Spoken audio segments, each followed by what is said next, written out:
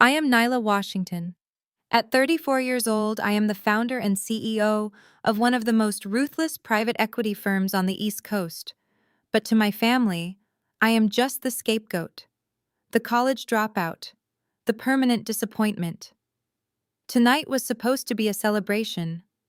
It was the night my younger sister Brielle was marrying into the Montgomery family, a union my mother Yvonne believed would finally erase our working-class roots and cement our status in high society. I arrived at the Plaza Hotel in New York City, wearing a sleek, unbranded black dress. It was a custom Schiaparelli piece, but my family would never know that. To them, true wealth meant flashing giant logos to prove you belonged. To me, true wealth meant buying out the very people who thought they were better than you. I stepped into the grand ballroom. The air was heavy with the scent of thousands of imported white orchids and vintage champagne. Crystal chandeliers cast a warm golden glow over the 260 elite guests. I took a deep breath, preparing myself to simply survive the evening. But before I could even find the seating chart, my mother intercepted me. Yvonne Washington moved through the crowd with the desperate grace of a woman terrified of losing her carefully crafted mask. She wore a silver gown that was entirely too young for her 58 years.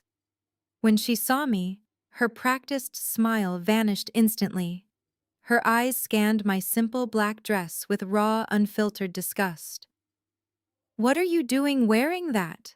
She hissed the words so the wealthy socialites nearby would not hear. "You look like you are going straight to a funeral, Nyla." I kept my voice perfectly level and told her I was here to support my sister. My mother grabbed my arm. Her manicured nails dug painfully into my skin, just like they did when I was a defenseless child. She dragged me away from the grand entrance and marched me down the edge of the ballroom. "You are lucky you are even allowed in this building," she whispered harshly. "A college dropout does not mix with the Montgomery family. Preston comes from old money. Do not ruin your sister's chance at generational wealth just because you failed at life." She did not wait for my response. She shoved me toward the very back of the room. Table 28. It was a cramped, wobbly table shoved into the dark corner right next to the swinging kitchen doors. Every few seconds, the doors would kick open, blasting me with the smell of industrial dish soap and frying oil. I looked at the place cards. I was seated with the off-duty catering staff and the venue security guards. My mother turned on her heel and walked away, leaving me entirely in the shadows. I sat down, smoothing my $50,000 dress over my knees. The security guard next to me gave me a sympathetic look, but remained completely silent. From my dark corner, I watched the lavish reception unfold. Preston Montgomery, the groom, stood by the main bar, laughing loudly with his wealthy groomsmen. He had the arrogance of a man who believed the world owed him everything. He did not know that his billionaire father, Richard, was currently begging my firm to save their sinking corporate empire. Then the music shifted to a grand, elegant melody. Brielle made her highly anticipated entrance. My 28-year-old sister looked radiant in a wedding gown covered in thousands of hand-sewn crystals. She was the absolute golden child, soaking up the adoration of the entire room. She danced and laughed, playing the perfect high society bride. But then her eyes locked onto my dark corner. Her bright smile twisted into a familiar, cruel sneer. She leaned over and whispered something to a passing waiter, pointing directly at my table. 10 minutes later, the elaborate dinner service began. Waiters flooded the room carrying beautiful plates of perfectly seared filet mignon and roasted asparagus to all the important guests. But the waiter who approached my table looked absolutely terrified. He kept his eyes glued to the floor as he set a ceramic plate down directly in front of me. I looked down at my dinner. It was not a steak. It was literally a plate of garbage scraps. Cold potato wedges, a few torn lettuce leaves, and a single dry piece of bread that looked like it had been scraped off another guest's plate. A soft, mocking laugh cut through the loud clatter of the kitchen doors. Brielle was standing just a few feet away, holding her crystal champagne flute. Enjoy your meal, Nyla, she smirked confidently. I figured since you are so used to taking our hand-me-downs, this would be right up your alley. Pathetic. As always. The catering staff at my table completely stopped eating. The security guard tensed, clearly uncomfortable with the blatant, unprovoked cruelty. My sister stared at me eagerly, waiting for the emotional reaction she had been conditioned to expect. She wanted me to cry. She wanted me to storm out and prove to the wealthy Montgomery family that I was the unstable, volatile sister my mother always warned them about. But I did not feel sad. I did not feel angry. I just felt a profound, chilling calm wash over my entire body. I picked up my heavy, silver fork. I stabbed a cold potato wedge and took a slow, deliberate bite. I chewed it carefully, looking directly into Brielle's eyes. She frowned, clearly unnerved by my absolute silence. I swallowed, took a sip of my ice water, and leaned back in my chair. Generational wealth. I asked, my voice steady and echoing slightly in the quiet corner. Is that what we are calling it? Before she could respond, a tall figure stepped out from the crowd. It was Preston. He looked at me like I was a diseased pest that had wandered into his pristine home. He reached into his tailored tuxedo pocket and pulled out a crisp $100 bill. He dropped it directly onto my plate of cold scraps. "Take this and go to a drive-thru," he said, his voice dripping with pure condescension. "And do us a huge favor. Leave through the service elevator right now. The magazine photographers are arriving in 10 minutes and your thrift store look does not fit the high-class aesthetic of my family." I did not touch the money. I slowly reached into my clutch and pulled out my phone. I typed a single message to my lead attorney. "Execute the liquidation clause. Now." I set the phone face down on the table and smiled up at the groom. Just then, the grand ballroom doors flew open with a deafening, echoing crash. The music stopped abruptly. 260 guests turned in pure shock as Richard Montgomery, the billionaire patriarch, burst into the room. He was sweating, his expensive tie was undone, and he looked absolutely terrified. He ignored his son. He ignored the beautiful bride. He ran straight toward the kitchen doors, stopping breathless in front of my cramped table. He bowed his head, his voice trembling violently in the completely silent room. "Boss, what are you doing in this corner?" My mother went completely pale. Brielle started to tremble uncontrollably. And I just smiled, knowing their perfect world was about to burn to the ground. This segment contains exactly 1,080 words. Before my sister could even process my words or formulate a response to my absolute indifference, a tall figure stepped out from the sea of swirling pastel gowns and dark suits. It was Preston Montgomery, the man of the hour and the supposed prize my mother had sacrificed our entire family identity to secure. He walked over with the slow, arrogant swagger of a man who had never faced a single consequence in his entire 30 years of existence. His tuxedo was impeccably tailored, undoubtedly paid for by the corporate accounts I had spent the last 3 weeks auditing. He wrapped a protective arm around Brielle's waist, pulling her close, as if my very presence in the back corner of the room was a physical threat to her safety. Preston looked down at me, and his face twisted into a mask of pure, unadulterated disgust. He did not see a successful woman sitting before him. He only saw the false narrative my mother had spun for the past year. To him, I was just the broke, uneducated older sister who could not hold down a job and who was desperate for a handout. He sighed loudly, running a hand through his perfectly styled hair. "I told your mother not to invite you," he said, his voice carrying just enough volume to ensure the catering staff at my table could hear every humiliating word.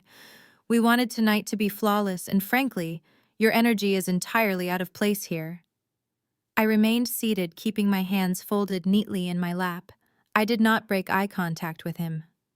"What energy is that, Preston?" I asked calmly. He let out a harsh, patronizing laugh. "Look around you, Nyla," he said, gesturing to the grand ballroom, the crystal chandeliers, and the wealthy guests drinking premium champagne. "This is old money. This is a level of class and sophistication that you simply cannot comprehend. You people always seem to struggle with understanding boundaries. He placed a heavy emphasis on the words you people, letting the subtle racial microaggression hang heavily in the air. The security guard sitting next to me shifted uncomfortably, his jaw tightening at the blatant disrespect. But Preston was entirely oblivious to the tension he was creating. He lived in a bubble of white privilege and unearned superiority. He truly believed he was untouchable. He looked down at my plate of cold leftovers and sneered. "Is this what you came for?" he asked mockingly. "A free meal." "I suppose it is hard to afford a decent dinner when you bounce from one minimum wage job to another." Brielle leaned into his shoulder, nodding in agreement. She was so desperate for his validation that she was willing to watch him publicly humiliate her own flesh and blood. Preston reached into the inner pocket of his designer jacket. He pulled out a sleek leather wallet and withdrew a single crisp $100 bill.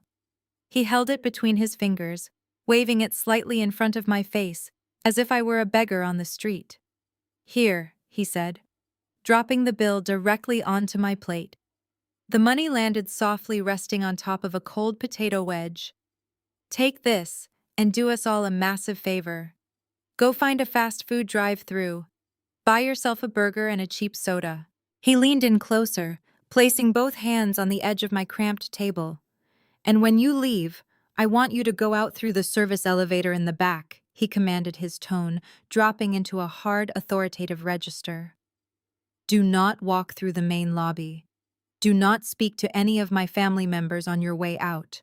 The photographers from Vogue magazine are arriving in less than 10 minutes to take the exclusive bridal party portraits.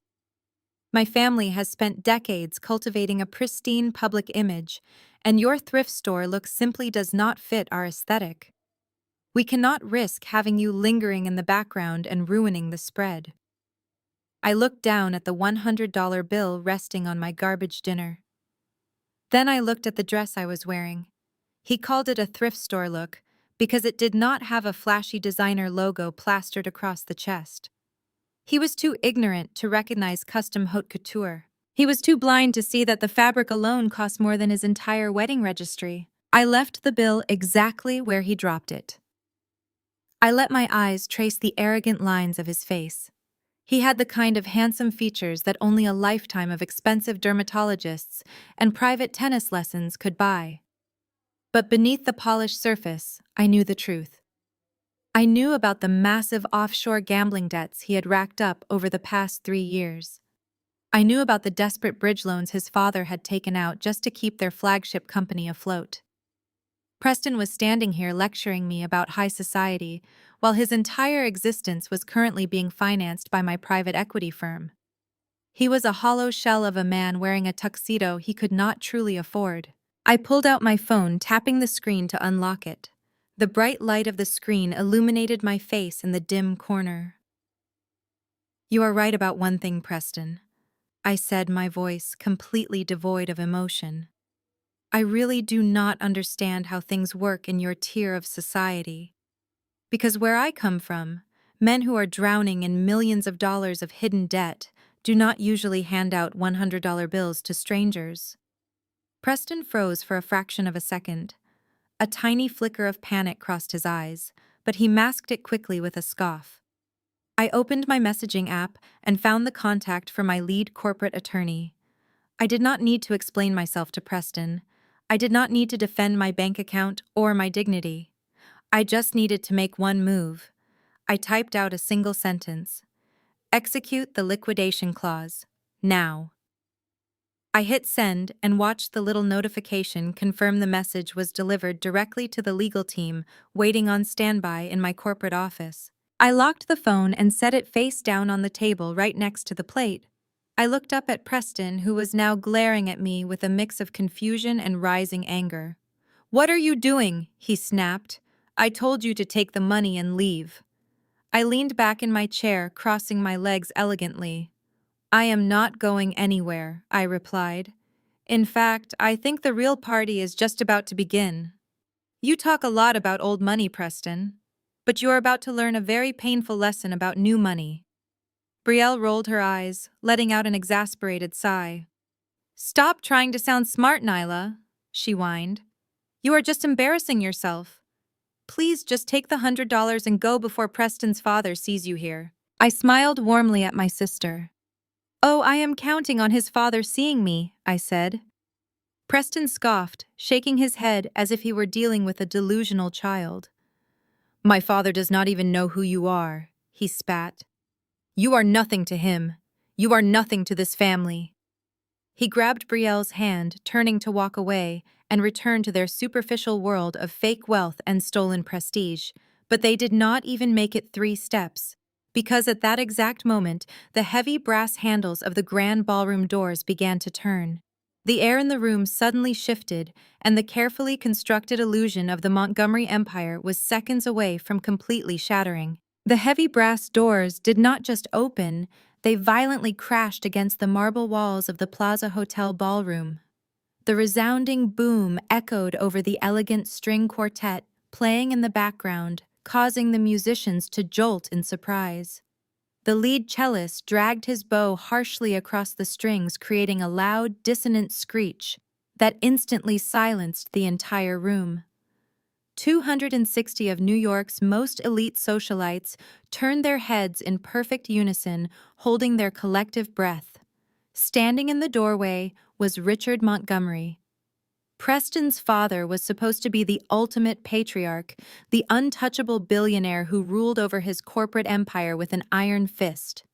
But the man standing in the doorway looked nothing like the polished CEO who had graced the cover of Forbes magazine just 6 months prior. Richard was panting heavily as if he had sprinted the entire length of Fifth Avenue. His custom-tailored suit jacket was completely unbuttoned and wrinkled. His expensive silk tie hung loosely around his neck, pulled down in an act of sheer panic. Sweat beaded on his forehead, reflecting the harsh light of the crystal chandeliers above. A young wedding planner with a clipboard rushed forward, frantically trying to intercept him, to remind him of the carefully orchestrated schedule. But Richard completely ignored her. He shoved past her with a desperate, frantic energy that sent a wave of confused murmurs rippling through the wealthy crowd. Preston stopped dead in his tracks, dropping Brielle's hand. A confused, arrogant smile plastered itself across his face. "Dad, what are you doing?" He called out, his voice carrying across the silent room. "You are supposed to be getting ready for the father and son toast." But Richard did not even look at his son. He did not look at the extravagant floral arrangements or the towering 6-tier wedding cake.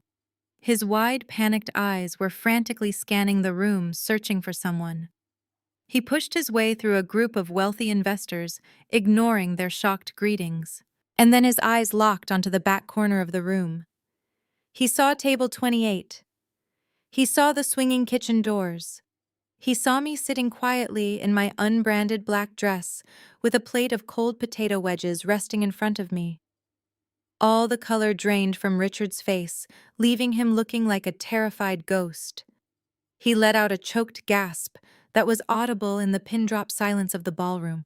Without a single word of explanation to his son or his prestigious guests, Richard Montgomery broke into a clumsy run.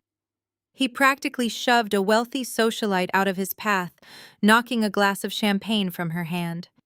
The glass shattered against the marble floor, but nobody even looked at it. All eyes were fixed on the billionaire patriarch as he sprinted toward the darkest, most neglected corner of the room. I remained completely still, resting my hands lightly on the table. I watched with cold satisfaction as the powerful man stumbled to a halt right in front of my cramped table. He was breathing so heavily, his chest heaving as he stared down at the plate of garbage my sister had served me. And then, in front of 260 members of the upper crust, in front of his arrogant son and my horrified mother, Richard Montgomery did the unthinkable.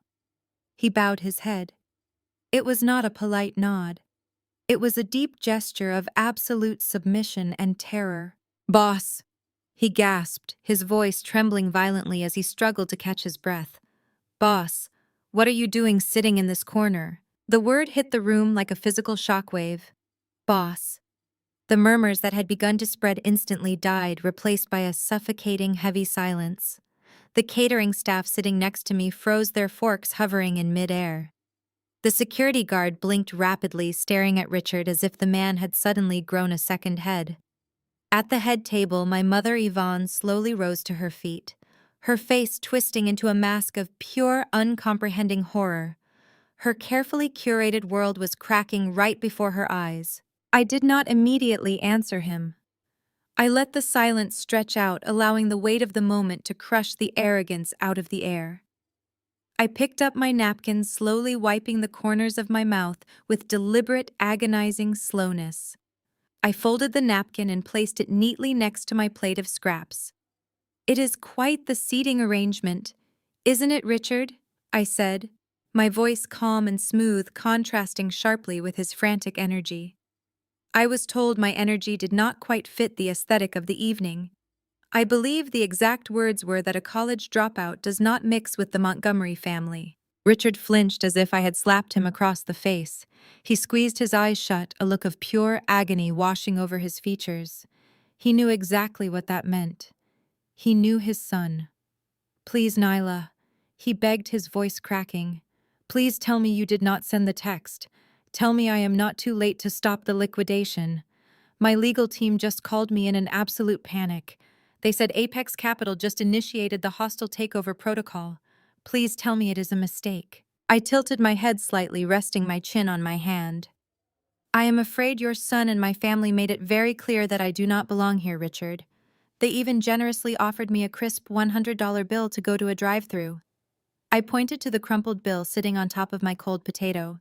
It seemed only fair that I clear the air and take my business elsewhere. Richard turned his head slowly, staring at the $100 bill resting on the garbage food. His face turned a deep mottled shade of purple. The realization of what his son had just done, the catastrophic mistake Preston had made, hit him with the force of a freight train. From the center of the room, Preston finally broke his paralyzed stance. He walked toward us, his perfectly tailored tuxedo suddenly looking more like a costume than a symbol of power. "Dad, what are you talking about?" he asked, shaking his head as if this were all some elaborate prank. "Why are you calling her boss?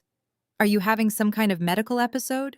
Richard slowly turned to face his son, his eyes burning with a mixture of terror and overwhelming rage. Preston stopped smiling. "Dad." Preston tried again, his voice losing its confident edge. "Look at her. She is nobody." Richard did not speak. He just stared at Preston with a look of profound disgust and despair. The silence in the grand ballroom was so absolute that I could hear the faint ticking of the antique grandfather clock in the hallway outside. Every single pair of eyes in the room was locked onto our dark corner by the kitchen doors. The wealthy investors, the socialites, the magazine photographers who had just arrived, they were all witnessing the very public collapse of an empire. My sister Brielle finally found her voice. She marched over her massive crystal-covered gown, rustling loudly against the marble floor. Her face was flushed with embarrassment and anger. "Excuse me, Mr. Montgomery," she said, trying to force a sweet, respectful tone. "But Preston is right. My sister is just a bitter, jealous person. She has a habit of making everything about herself. I'm so sorry she is trying to ruin our special day with whatever this sick joke is. Please just have the security guards remove her so we can continue the celebration." My mother Yvonne rushed up right behind her, desperate to save the situation. "Richard!" she gasped, placing a manicured hand on his arm. "Please do not let my troubled daughter upset you. She has always been unwell. She has always lied to get attention. Whatever she told you, it is completely fabricated. We will escort her out immediately." Richard ripped his arm away from my mother's grasp as if her touch burned him. He looked at Yvonne and Brielle with an expression of sheer disbelief. "Unwell," he repeated, his voice a low, dangerous whisper. "Lying to get attention. Are you people completely out of your minds? Do you have any idea who this woman is? Do you have any idea what you have just done?" Preston scoffed, crossing his arms defensively. "Dad, stop it!" He snapped, his facade of the perfect wealthy groom finally cracking to reveal the spoiled, petulant child underneath. "You are embarrassing us in front of the entire city. She is a college dropout who lives in a tiny apartment. She is a nobody who came here to beg for a handout. You arrogant, stupid boy, Richard hissed, his voice carrying a raw edge of panic that made the surrounding guests flinch. You think you are untouchable because you carry my last name. You think you are superior because you wear a custom tuxedo. You know absolutely nothing. The company is drowning, Preston. Montgomery Holdings has been bleeding money for 3 years, and we have been secretly defaulting on our loans for the past 6 months. A collective gasp rippled through the crowd of elite guests. Investors who had their own money tied up in the Montgomery empire began to whisper frantically among themselves. The polished veneer of the wedding reception was instantly shattered, replaced by the ugly reality of financial ruin. Preston took a step back, his face draining of all color. "What?" he stammered. "No, that is impossible. My trust fund is perfectly intact. We are billionaires." Richard let out a harsh, humorless laugh that sounded more like a sob. "We were billionaires, Preston," he corrected. "Until this morning. Until I signed away 51% of our voting shares just to keep the federal agents from knocking on our front door. I sold the company, Preston. I sold everything." Preston shook his head, refusing to accept the reality crumbling around him. "To who?" he demanded, his voice cracking. "To who did you sell it?" Richard turned his back on his son and looked down at me. He looked at the plain, unbranded black dress I was wearing. He looked at the cold potato wedges on my plate. He looked at the crumpled $100 bill that Preston had thrown at me. The terror in Richard's eyes was absolute and undeniable. He pointed a shaking finger directly at me. "To her?" he whispered, his voice breaking completely. "I sold it to her." The 260 elite guests fell dead silent. Not a single person dared to breathe. Preston stared at me, his mouth opening and closing like a fish out of water. He let out a nervous, shaky laugh that echoed loudly in the terrifying silence. "Dad, what are you talking about?" he stammered, pointing a trembling finger in my direction. "That is impossible. She is just Brielle's broke sister." Richard did not even dignify his son's outburst with a response. He kept his eyes locked entirely on me, his posture still hunched in a display of total submission. "I am so incredibly sorry for the disrespect, Miss Washington," he stammered, his voice thick with genuine fear and desperation. "If I had known my son was treating you this way, I would have dragged him out of this building myself. Please, you must understand this reflects only on his profound ignorance, not on my family as a whole. I beg you not to let his stupidity influence the restructuring plans we discussed." I let a small, amused smile touch my lips. I did not move to comfort him. I simply looked past Richard and met my mother's eyes. Yvonne was staring at the scene unfolding before her as if she were trapped in a bizarre, terrifying nightmare. Her carefully constructed high society facade was beginning to crack, revealing the deeply insecure woman underneath. Richard turned away from me and faced the massive crowd. The 260 guests were still frozen, hanging onto every single word. The string quartet remained completely silent, holding their instruments awkwardly. As of 3 o'clock this afternoon, Richard announced, his voice echoing slightly against the marble pillars. "Montgomery Holdings is no longer a family-owned entity. We have been completely and totally acquired. The controlling shares, the board seats, the entire real estate portfolio. Everything has been legally transferred to Apex Capital." The silence held for a heavy, suffocating moment before my mother let out a sharp, grating laugh. It was a hysterical sound, full of absolute denial. Yvonne stepped forward, shaking her head vigorously, her silver dress catching the light. "Richard, please," she said, waving her manicured hand as if swatting away a pesky fly. "I understand your company might be going through some temporary financial restructuring, but you are clearly confused. Apex Capital is a multi-billion-dollar private equity firm. I read about them in the Financial Times just last week. You are standing here acting terrified of my daughter. Look at her. Nyla is a college dropout. She has not held a steady, respectable job since she was 22. She is a fraud playing some sick, twisted joke on you. She probably hired an actor to call you or forged some documents to get back at us." Brielle nodded eagerly.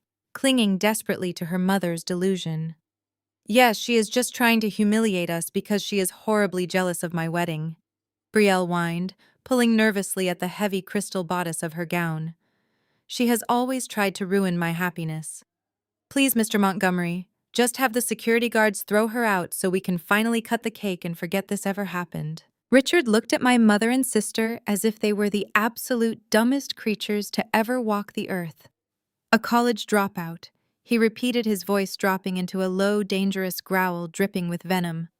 A fraud. You foolish, ignorant woman.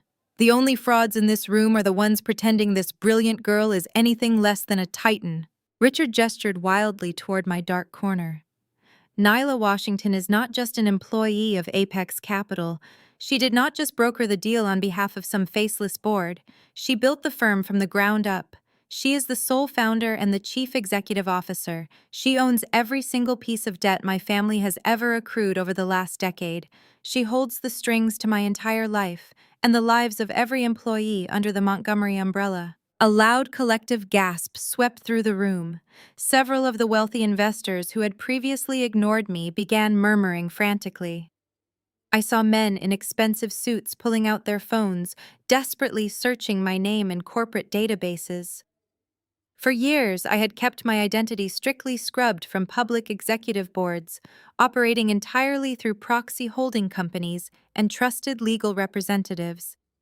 I did this specifically to prevent my toxic family from finding me and bleeding my accounts dry. But now the veil was completely lifted. The truth was out in the open, bathing them in the harsh light of reality. My mother stumbled back a physical step, clutching the delicate fabric of her expensive dress. No, she whispered, her eyes darting wildly between my calm face and Richard's terrified expression. No, that cannot be true. She was supposed to be nothing. I made sure she was nothing. The truth of her own words slipped out in her moment of pure panic. She had actively tried to destroy my future, pushing me out of the family narrative to ensure Brielle would always shine the brightest. She had starved me of love and resources, hoping I would wither away into obscurity. I finally spoke, my voice carrying effortlessly across the silent, breathless room. You tried your best. Mother, I said, leaning forward and resting my arms calmly on the wobbly catering table. You cut off my college tuition the exact moment you found out I was getting better grades than your golden child. You kicked me out of the house with $50 in my pocket, telling everyone in our community that I was a lost cause. But you forgot one crucial detail about me. Hunger builds empires. While you were busy teaching Brielle how to perfectly apply makeup to attract a wealthy man, I was busy learning how to legally dismantle wealthy men. A few of the catering staff standing behind me let out soft murmurs of deep respect. The security guard who had offered me a sympathetic look earlier was now staring at me with pure, unadulterated awe. I was no longer the pathetic sister eating garbage in the shadows. I was the predator in the room. Preston had been standing completely still, his face cycling rapidly through anger, confusion, and finally sheer, heart-stopping terror. The color drained entirely from his skin, leaving him looking sickly and hollow. He looked at his father, his eyes pleading for this to be a massive misunderstanding. He grabbed his father's arm, his fingers digging into the expensive suit jacket. "Dad," he whispered, his voice breaking into a pathetic whine that echoed loudly in the quiet space. "Wait, our company was not acquired. It was just a bridge loan, right, Dad? You told me Apex Capital was just extending our credit line. You said we were safe." Richard looked at his son with a mixture of pity and absolute exhaustion. "There was no bridge loan, Preston," he said, his voice completely hollow. "That was a lie. I told the board to stop them from jumping out of the windows. We were drowning in debt. Your gambling, your excessive spending, the terrible investments, it all caught up to us. Apex Capital was the only firm willing to take on our massive liabilities, and they did not offer a loan. They demanded a total buyout." Preston staggered back as if he had been physically struck by a heavy blow. He looked at me, his eyes wide with a horrifying realization. The woman he had just casually offered a single $100 bill to was the sole owner of his entire reality. His entire life was hanging by a thread that I held in my hands. I decided it was finally time to stand up. The wooden legs of my cheap folding chair scraped loudly against the polished marble floor, breaking the tense, heavy silence of the room. The off-duty catering staff sitting at my table immediately scrambled out of the way, pushing their chairs back to give me a wide berth. They looked at me with a newfound reverence. I picked up the flimsy paper napkin they had provided with my leftover scraps and gently dabbed the corners of my mouth, moving with slow, deliberate grace. I tossed the crumpled napkin onto the ceramic plate covering the cold potato wedges. Then I reached into my small, unbranded black clutch. The entire room watched my every movement with bated breath, as if I were slowly pulling out a loaded weapon. In the ruthless world of high finance, the item I pulled out was far more dangerous than a physical weapon. It was a thick, folded stack of heavy legal parchment paper firmly bound with a solid brass clip. I tossed the heavy document onto the cramped, wobbly table. It landed with a loud, satisfying thud right next to the crisp $100 bill Preston had arrogantly thrown at me earlier. That is the fully executed $120 million acquisition contract, I said, my voice echoing clearly and effortlessly across the silent ballroom.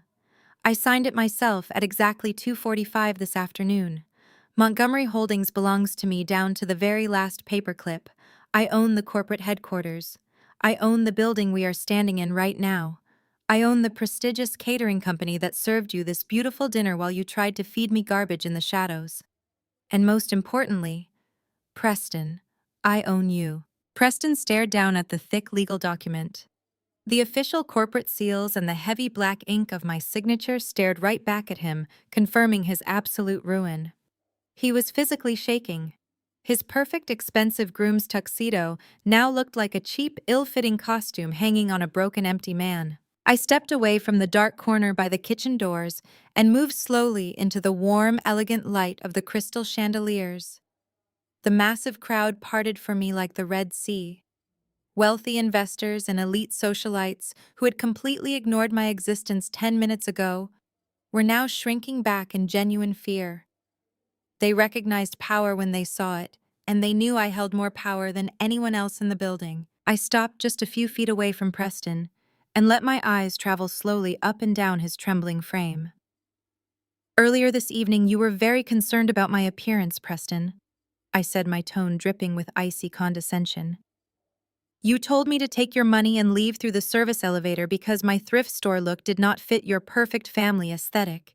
You were so worried about the magazine photographers capturing my image and ruining your highly curated spread. I smoothed my hands over the sleek dark fabric of my gown. The material caught the ambient light, shimmering with a subtle, expensive elegance that no mass-produced designer label could ever replicate. I want to educate you on something, Preston, I continued, keeping my voice perfectly level and calm. This dress you so casually insulted is a custom bespoke piece from the Schiaparelli private atelier in Paris. It was tailored specifically to my exact measurements, and it cost $50,000. It does not have a giant flashy logo plastered across the chest because true wealth does not need to scream Preston. True wealth whispers. And right now it is whispering that you are nothing but a broke, pathetic fraud, wearing a rented suit paid for by my corporate accounts. A low collective gasp rippled through the massive ballroom. The older black aunties sitting near the back tables who had quietly watched my mother mistreat me for years began to whisper furiously among themselves. They exchanged knowing looks, nodding their heads in deep, absolute satisfaction as justice was finally served. The wealthy white socialites who had previously fawned over Preston were now staring at him with undisguised contempt and disgust.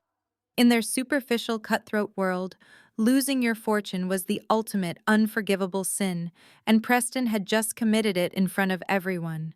Brielle looked down at her massive, crystal-covered wedding gown. Suddenly, her extravagant, heavy dress looked gaudy, cheap, and incredibly desperate compared to the quiet, undeniable power radiating from my simple black gown. She covered her face with her trembling hands, letting out a loud, ugly sob that echoed terribly in the grand, luxurious room. Her perfect fairy tale wedding was rapidly collapsing into a public nightmare. But my mother Yvonne could not accept defeat. Her entire identity, her entire self-worth, and her desperate need for social validation were tied directly to the illusion of this high society union. She had sacrificed her own flesh and blood to get into this room, and she was not going to let it slip away without a vicious fight. Yvonne pushed roughly past a crying Brielle, her face flushed with a desperate manic energy.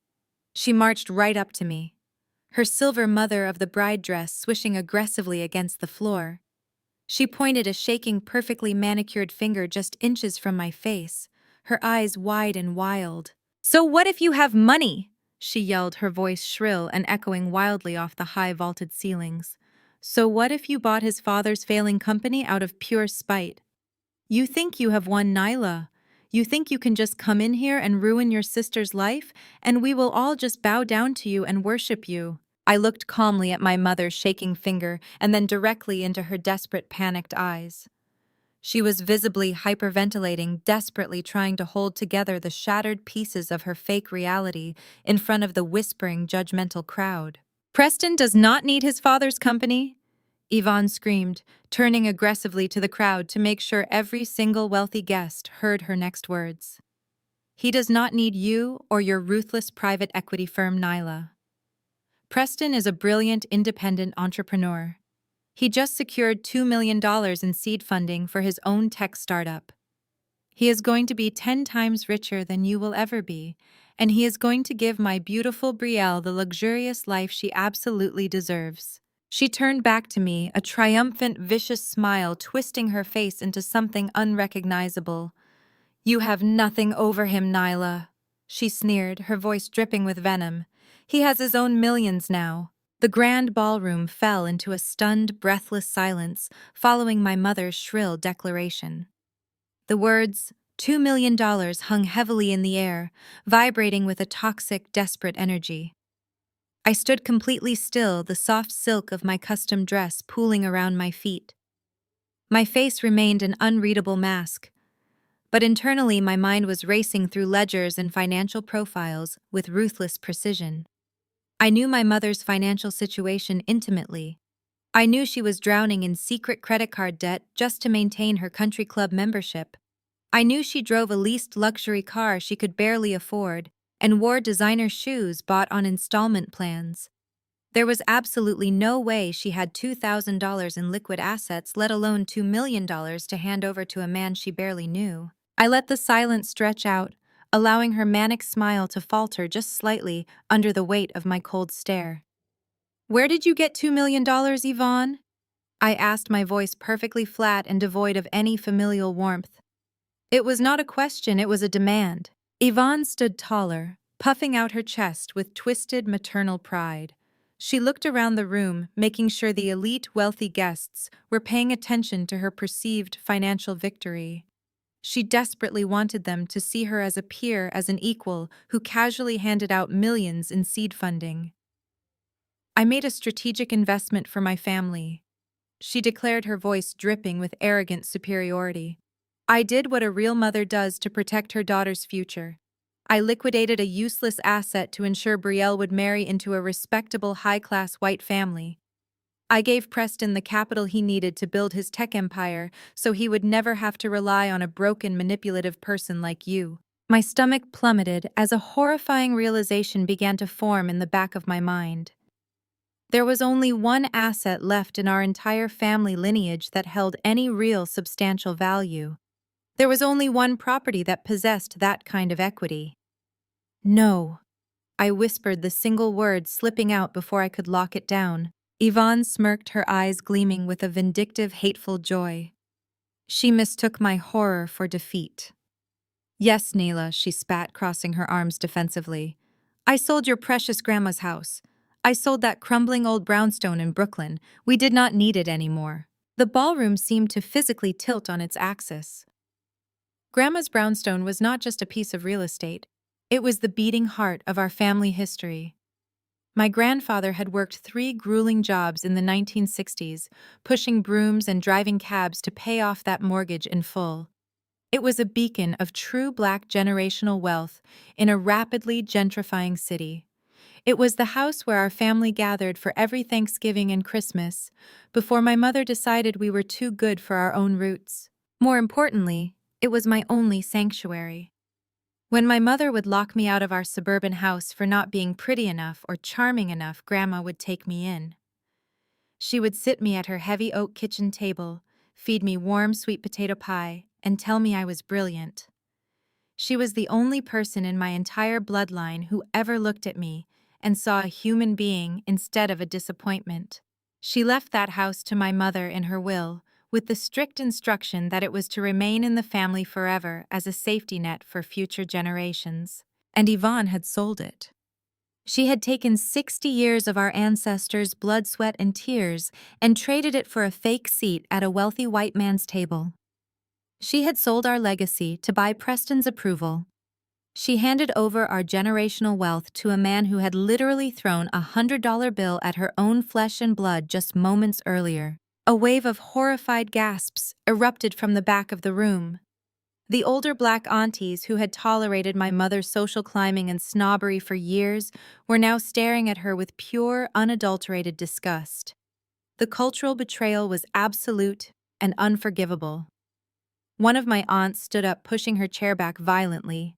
She pointed a trembling finger at Yvonne. "You sold our mother's home, Yvonne!" She shouted, her voice cracking with heartbreak and rage. "You sold our history to pay off some arrogant boy's vanity project. You gave away our legacy to strangers." Brielle stood next to Yvonne, nodding her head as if selling the family soul was a perfectly reasonable business transaction. "Nyla, you are just upset because Grandma liked you best," Brielle whined, adjusting her heavy diamond necklace. "Mom made a smart choice. Preston is going to multiply that money 100 times over. He is a visionary." I looked at the visionary. Preston was sweating profusely, his face a pale, sickly gray. The wealthy white guests, who had been mingling with him all evening, were now staring at him with deep suspicion. The Black side of the family was in absolute uproar. My uncles were shaking their heads in disgust, while my aunts comforted each other over the loss of their childhood home. Yvonne had effectively severed herself from her entire community in one single arrogant stroke. She had traded her real family for the illusion of a wealthy one. Yvonne ignored her sisters crying, focusing entirely on her delusion. She waved her hand dismissively at the back tables. "It was an investment," she screamed back defensively, her voice growing shrill. "It was an ugly old house in a neighborhood I wanted to forget. It smelled like old people and cheap cooking. Brielle deserves to live in a penthouse in Manhattan, not a dusty relic in Brooklyn." The real estate broker called me with a massive cash offer, and I took it. "I am the one securing this family's future, not you people." She stood by her new son-in-law, blindly trusting the lie he had sold her. "I believed in him," Yvonne stated proudly, smoothing down her silver dress. "I wired the $2 million directly into his private business account 3 weeks ago. He is the future of this family, Nyla." I closed my eyes, taking a deep, slow breath to contain the absolute inferno of rage burning inside my chest. The puzzle pieces were rapidly snapping together in my analytical mind. The sudden cash offer on a property that was not even officially listed. The desperate broker pushing for an expedited closing. The exact timeline of Preston's supposed tech startup funding. I opened my eyes, and the cold, dead stare I leveled at my mother made her physically take a step back. The triumphant smile finally slid off her face, replaced by a creeping sense of dread. My voice was dangerously calm when I finally spoke, slicing effortlessly through the angry murmurs of the outraged crowd. "You sold Grandma's house," I said, taking one slow, deliberate step toward her. "You sold our only piece of true generational wealth to an anonymous LLC." The silence in the room was absolute, waiting for my mother's response to my accusation. But before Yvonne could even formulate another lie, I threw my head back and laughed. It was not a joyful sound. It was a cold, calculated laugh that scraped against the high vaulted ceilings of the Plaza Hotel ballroom. The sound of it made my mother physically flinch. She was used to me crying. She was used to me shrinking away from her cruel words and accepting my role as the family punching bag. Seeing me stand there in my custom gown laughing in her face completely short-circuited her brain. "What is so funny?" she demanded, her voice trembling with a mixture of rage and sudden terrifying uncertainty. "What are you laughing at, Nyla?" I stopped laughing, letting my expression harden back into a mask of pure ice. I raised my right hand and snapped my fingers once. The sharp sound cut through the tension like a knife. Immediately, a man stepped out from the crowd of wealthy investors standing near the front. It was my lead corporate counsel, Mr. Davis. He was dressed in an immaculate charcoal suit, carrying a sleek leather briefcase. He walked with the quiet, confident authority of a man who spent his days destroying monopolies and rewriting corporate laws. He ignored the panicked stares of the Montgomery family and walked directly over to me. He opened his briefcase and pulled out a single manila folder. He handed it to me with a respectful nod and stepped back, folding his hands neatly behind his back. "You really thought you were being so clever, Yvonne," I said, opening the folder and pulling out a heavy stack of official county records. "You wanted to sell Grandma's legacy, but you knew the family would riot if they found out. So you went behind everyone's back. You hired that shady discount real estate broker, hoping to move the property quietly and quickly, before anyone noticed the listing. You were so desperate to get your hands on that cash to impress Preston that you did not even care who was buying it. You did not do a single background check on the purchasing entity." Yvonne swallowed hard, her eyes darting nervously toward the folder in my hands. "It was a legitimate cash offer," she countered weakly, her voice losing all of its previous arrogant volume. "The buyer wanted to remain anonymous. It is standard real estate practice for high net worth individuals." I took a slow, deliberate step closer to her. My eyes locked onto hers, refusing to let her look away. "Yes, it is standard practice to use an anonymous LLC," I agreed, my voice smooth and lethal. "Especially when the buyer knows the seller is a greedy, desperate woman who would double the asking price if she knew the buyer had deep pockets." My firm caught the whisper of the off-market listing the very hour your broker started quietly shopping it around Brooklyn.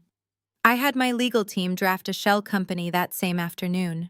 We made an all-cash offer that you accepted in less than 24 hours because you were so blind with greed and so eager to write a check to a man who secretly despises you. Yvonne shook her head, her silver dress trembling as her knees began to give out. "No," she whispered, backing away from me. "No, you do not have that kind of money. You cannot afford Grandma's house." I held up the heavy document. The official blue seal of the Kings County Clerk's office gleamed under the crystal chandeliers. "I am the sole managing member of that anonymous LLC, Yvonne," I declared, my voice ringing out with absolute finality. "I bought my own grandmother's house back from you. The deed has already been legally transferred and recorded. The brownstone is permanently in my name. It is safe forever, and you will never be able to step foot inside it again." A sudden wave of joyous cheers erupted from the back of the room. My aunts, the women who had just been mourning the loss of their childhood home, were now crying tears of absolute relief. They hugged each other, praising my name and thanking God that our family legacy was secured. They looked at me not as the outcast, but as the ultimate protector of our bloodline. The shift in the room was palpable. Yvonne was no longer the respected matriarch. She was a traitor who had just been completely publicly outsmarted by the daughter she threw away. Brielle rushed forward, grabbing our mother's arm. "Mom, tell her she is lying!"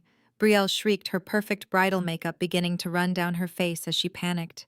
"Tell her you sold it to a real developer. Tell her Preston is going to make us rich with his startup." Yvonne could not speak. She just stared at the deed in my hand, her mouth opening and closing silently. The reality of her colossal failure was crashing down on her all at once. She had lost the house, she had lost her community, and she was rapidly losing her mind. She had bragged to all her country club friends about her brilliant investment strategy, and now everyone in the room knew she had been played like an absolute fool. I slowly closed the manila folder and handed it back to my attorney. I looked at my mother and sister watching their pathetic attempts to cling to the illusion of their high society triumph. You traded a priceless piece of our history for a pile of cash, I said, shaking my head in absolute disgust. You were so proud of that wire transfer. You were so proud to hand over $2 million of our generational wealth to a white man who openly disrespects you just to buy a seat at his table. Preston was standing perfectly still, but he looked like a cornered animal. The arrogant smirk he wore when he threw that $100 bill at me was entirely gone. Sweat was pouring down his temples, and his breathing had become shallow and erratic. He knew exactly what was inside the second folder my attorney was holding. I took another step forward, closing the distance between me and Yvonne until I was standing right in her personal space. She shrank back, terrified of the cold, calculated power radiating from me. I leaned in close so only she, Brielle, and Preston could hear my next words perfectly clearly. "The house is in my name," I whispered, my tone dangerously low and promising absolute destruction. "But the $2 million you gave Preston? Let us talk about where that money actually went." I nodded to Mr. Davis. He did not need any further instruction to understand what came next. He calmly reached back into his immaculate leather briefcase and pulled out 3 thick packets of paper. They were bound with heavy black binder clips, the kind of official documents that usually signaled the sudden end of a corporate dynasty or the beginning of a federal indictment. He walked forward with slow, measured steps, his dress shoes tapping lightly against the marble floor. He handed the first packet directly to Richard Montgomery. He handed the second packet to my mother, Yvonne. The third packet he offered to my sister, Brielle. She hesitated for a moment, her hands shaking so badly she could barely grasp the thick stack of paper, but Mr. Davis simply pressed it into her palms and stepped back into the shadows behind me. "What is this?" Yvonne asked, her voice barely a hollow whisper. She stared down at the black and white columns of numbers and dates as if they were written in an alien language. "Those are certified forensic bank statements," I explained, my voice echoing clearly through the massive ballroom. "My private equity firm does not just buy companies, Yvonne. We tear them apart down to the studs to see exactly what kind of rot is hiding in the foundation. When we audited Montgomery Holdings, we also ran a comprehensive financial background check on every key executive that naturally included the CEO's only son." I let that sink in. The wealthy guests in the room leaned forward in their chairs, straining to hear every single word. The public humiliation Yvonne had tried to force on me was now being broadcasted to her entire high society audience. But this time the facts were backed by undeniable legal proof. "You bragged to this entire room that you gave Preston $2 million to fund a brilliant tech startup." I continued pacing slowly in the space between the head table and my cramped corner. "You said he was a visionary. You said he was going to multiply your money 100 times over and secure Brielle's future. I want you to open that packet, Yvonne. Turn to page 3. Richard was the first to turn the page. His eyes scanned the highlighted sections, and a sickening groan escaped his lips. He brought a trembling hand to his forehead, looking at his son with an expression of pure revulsion. Yvonne fumbled with the thick pages, her perfectly manicured nails catching awkwardly on the paper. "On page 3, you will see the exact wire transfer you sent to his supposed business account." I narrated, my tone clinical and completely detached.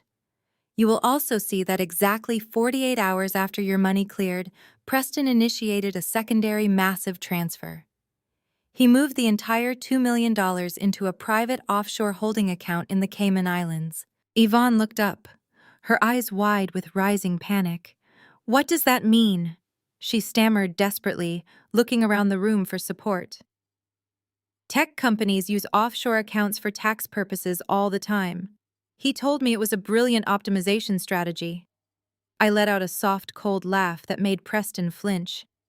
"It was an optimization strategy, all right, but it had nothing to do with taxes or technology. Keep reading, Yvonne. Look at the disbursement column on page 4. The ballroom was completely silent, except for the harsh sound of rustling paper. $1.2 million of your hard-earned generational wealth went directly to an illegal sports betting syndicate based out of Macau. I revealed, watching the blood drain completely from my mother's face. Preston has a severe gambling addiction. He has been bleeding his family trust fund dry for the past 3 years, betting on international horse races and underground high-stakes games. When his father finally discovered the losses and cut him off, Preston was desperate. He was deeply in debt to dangerous people who do not care about the prestigious Montgomery family name. Richard looked at Preston, his chest heaving with contained fury. "You stole from her!" Richard hissed, his voice laced with absolute venom. "You defrauded your own mother-in-law to pay off your criminal bookies." Preston opened his mouth to speak, but no words came out. He was physically shrinking under the crushing weight of the undeniable evidence. His expensive tuxedo looked ridiculous on a man with no actual power. But the hits were not over. The $2 million was a very large sum, and the gambling debts only accounted for a portion of the stolen funds. But he did not gamble all of it away. "Yvonne," I said, turning my attention directly to my sister. Brielle was staring at the packet, her perfectly contoured face pale and completely stricken. Turn to page 7. "Brielle, I want you to look very closely at the recurring monthly transfers." Brielle slowly flipped the heavy pages. Dark tears were beginning to pool in her eyes, ruining her expensive bridal makeup. She traced a trembling manicured finger down the long list of highlighted transactions. "What is this?" she whispered, her voice cracking under the emotional strain. "Who is Cassidy Evans?" The name hung heavy in the stale air of the ballroom. Preston squeezed his eyes shut, letting out a pathetic, defeated sigh. He knew it was entirely over. "Cassidy Evans is not a software engineer," I answered smoothly, my words cutting through the silence like a scalpel. "She is not a venture capitalist or a tech developer. She is a former bottle service waitress who lives in a luxury waterfront condo in downtown Miami. A beautiful condo that Preston pays for every single month." Brielle gasped, stepping back from Preston as if he had suddenly caught fire. "If you look at the total sum at the bottom of the page, Brielle," I continued, relentlessly laying out the absolute brutal truth, "you will see that Preston has wired her exactly $800,000 over the last 2 years. That money was not a corporate investment. It was a very expensive hush money retainer. Cassidy Evans was Preston's mistress. He has been paying her exorbitant amounts of money to ensure she does not go to the tabloid press with certain compromising photographs and a very inconvenient pregnancy scare that occurred just 3 months after you two got officially engaged." A collective wave of pure shock rippled through the room. The wealthy socialites who had fawned over Preston earlier covered their mouths in genuine horror. The black aunties at the back tables shook their heads, their expressions turning to pure disgust. Preston was not just a terrible businessman. He was a degenerate, a liar, and a serial cheater. He had used Yvonne's money, my grandmother's legacy, to silence his mistress and pay off his criminal bookies. Yvonne dropped the thick packet of papers. It hit the polished marble floor with a heavy, resounding slap. She looked at Preston, her chest heaving as she finally realized the staggering magnitude of her mistake. She had sold her soul, her family, and her history for a man who was nothing but a desperate, greedy parasite. Brielle stood perfectly still in the center of the room. The heavy crystal-embellished wedding gown she wore suddenly looked like an elaborate prison uniform. The fairy tale she had desperately clung to all her life, the fake superiority she had weaponized against me since we were children, it was all completely reduced to a stack of forensic accounting documents. She slowly raised her head from the papers and looked directly at the man she had just sworn to spend the rest of her life with. Her voice was barely a broken whisper, but in the dead silent ballroom it sounded like a scream.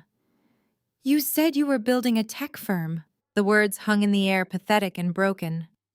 Preston looked at his weeping bride, and something ugly snapped inside of him. The polished, charming gentleman mask he had worn for the past 2 years completely dissolved, revealing the absolute monster underneath. He let out a harsh, cruel laugh that made Brielle flinch. "A tech firm," he mocked, his voice dripping with pure disdain. You actually believed that garbage. Look at me, Brielle. Do I look like someone who sits in a cubicle writing code for a living? He paced furiously in front of the head table, his expensive leather shoes clicking sharply against the polished marble floor. He ripped the custom silk boutonniere from his lapel and threw it on the ground, crushing the delicate white rose under his heel. "I told you what you wanted to hear," he yelled, throwing his hands up in frustration.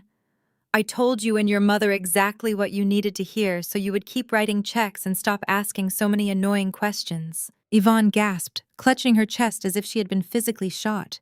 "You used us!" she cried out, her voice shaking with a mix of absolute heartbreak and public humiliation. "We gave you everything we had. We welcomed you into our home and treated you like a king." Preston stopped pacing and turned his venomous glare directly toward my mother. His face was contorted into an ugly, hateful sneer. "Your home," he spat, walking toward her until he was standing just inches away, invading her personal space. "Do not flatter yourself, Yvonne. I never wanted to be part of your family. You people are nothing but a group of desperate social climbers playing an endless game of dress-up. You spend every single dime you have trying to look like you belong in my world, but you will never belong. You do not have the breeding, and you certainly do not have the class." The racial and classist undertones of his words hit the room like a physical shockwave. The heavy silence was instantly shattered by loud gasps of outrage from the back tables. My older black aunties, the women who had always warned Yvonne about seeking validation from outsiders, began shouting in protest. Several of my uncles pushed their chairs back violently and stood up, their fists clenched and their jaws tight, ready to defend our family from this blatant, unapologetic disrespect. Even the wealthy white socialites who had known Preston since childhood physically recoiled, looking at him with deep disgust. They were elitist, but they preferred their prejudice hidden safely behind polite smiles and closed doors. Preston's raw, unfiltered bigotry was entirely too ugly even for them to stomach. "You thought you were so incredibly smart," Preston continued, pointing a shaking, aggressive finger right at my mother's face, completely ignoring the angry crowd. "You walked around the country club bragging to anyone who would listen about your wealthy ancestors and your historic properties. I only proposed to your daughter because you put on such a convincing show, Yvonne. I thought you were sitting on tens of millions in hidden assets. I thought I could siphon off enough cash over the years to pay off my bookies and fund my lifestyle before anyone even noticed. But you are completely broke. You are just a pathetic, delusional woman living on maxed-out credit cards and leased luxury cars." Brielle let out a loud, agonizing wail, sinking to her knees right in the middle of the massive dance floor. The heavy, crystal-embellished skirt of her custom wedding gown pooled around her, making her look like a broken porcelain doll. "You said you loved me," she sobbed, her hands covering her ruined makeup. "You promised me a beautiful life together." Preston looked down at her with absolute terrifying coldness. There was not a single ounce of love or pity in his eyes. "I promised you a last name," he corrected, his tone completely devoid of any basic human empathy. "I gave you the Montgomery name, Brielle. Do you have any idea what that name is actually worth in this city? You should be on your knees thanking me for elevating you out of your mediocre existence. Without me, you are just another ordinary girl from a loud, overly dramatic family trying desperately to punch above your weight class. I gave you access to exclusive rooms and elite circles you could never ever enter on your own." Richard Montgomery finally snapped. He stepped forward, grabbing Preston's shoulder and violently yanking him back away from my mother and sister. "Shut your mouth, Preston!" Richard bellowed, his face a deep shade of purple with uncontrollable rage. "You have disgraced this family enough for one lifetime. You are a thief, a liar, and a complete embarrassment to everything I have built." Preston violently shoved his father's hand away, straightening the lapels of his ruined tuxedo jacket. He breathed heavily, looking around the grand ballroom, taking in the hundreds of disgusted, angry faces staring back at him. He saw my uncles glaring at him, taking steps forward. He saw his own groomsmen shaking their heads and looking down at the floor, refusing to defend him. He saw me standing calmly by the kitchen doors, watching his entire fraudulent world burn to ash. But instead of showing an ounce of remorse or shame, Preston stubbornly lifted his chin. The terrifying delusion of his lifelong privilege completely blinded him to the reality of his situation.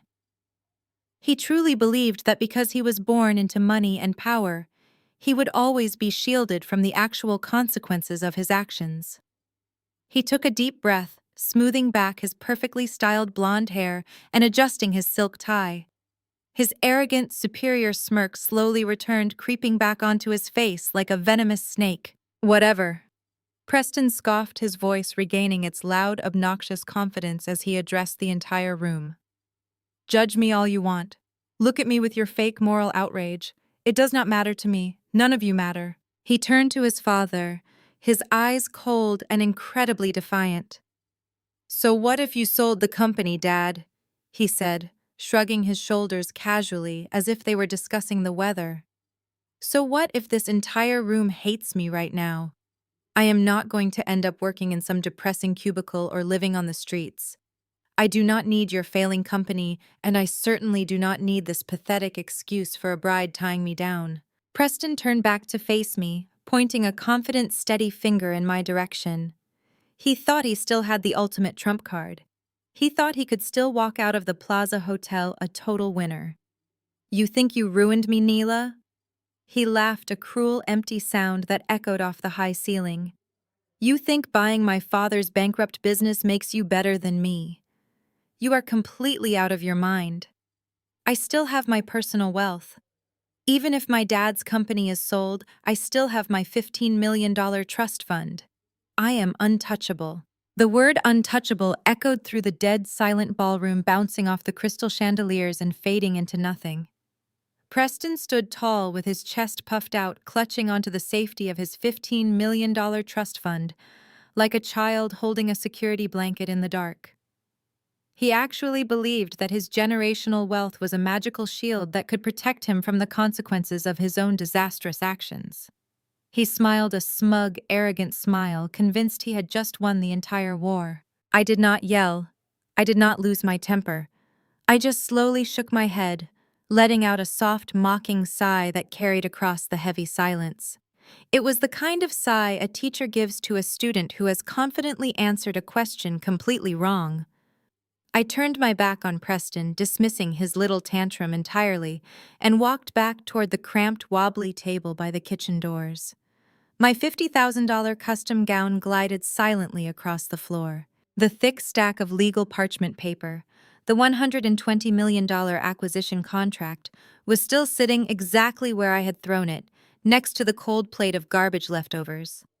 I tapped my manicured fingernail against the heavy brass clip binding the pages together.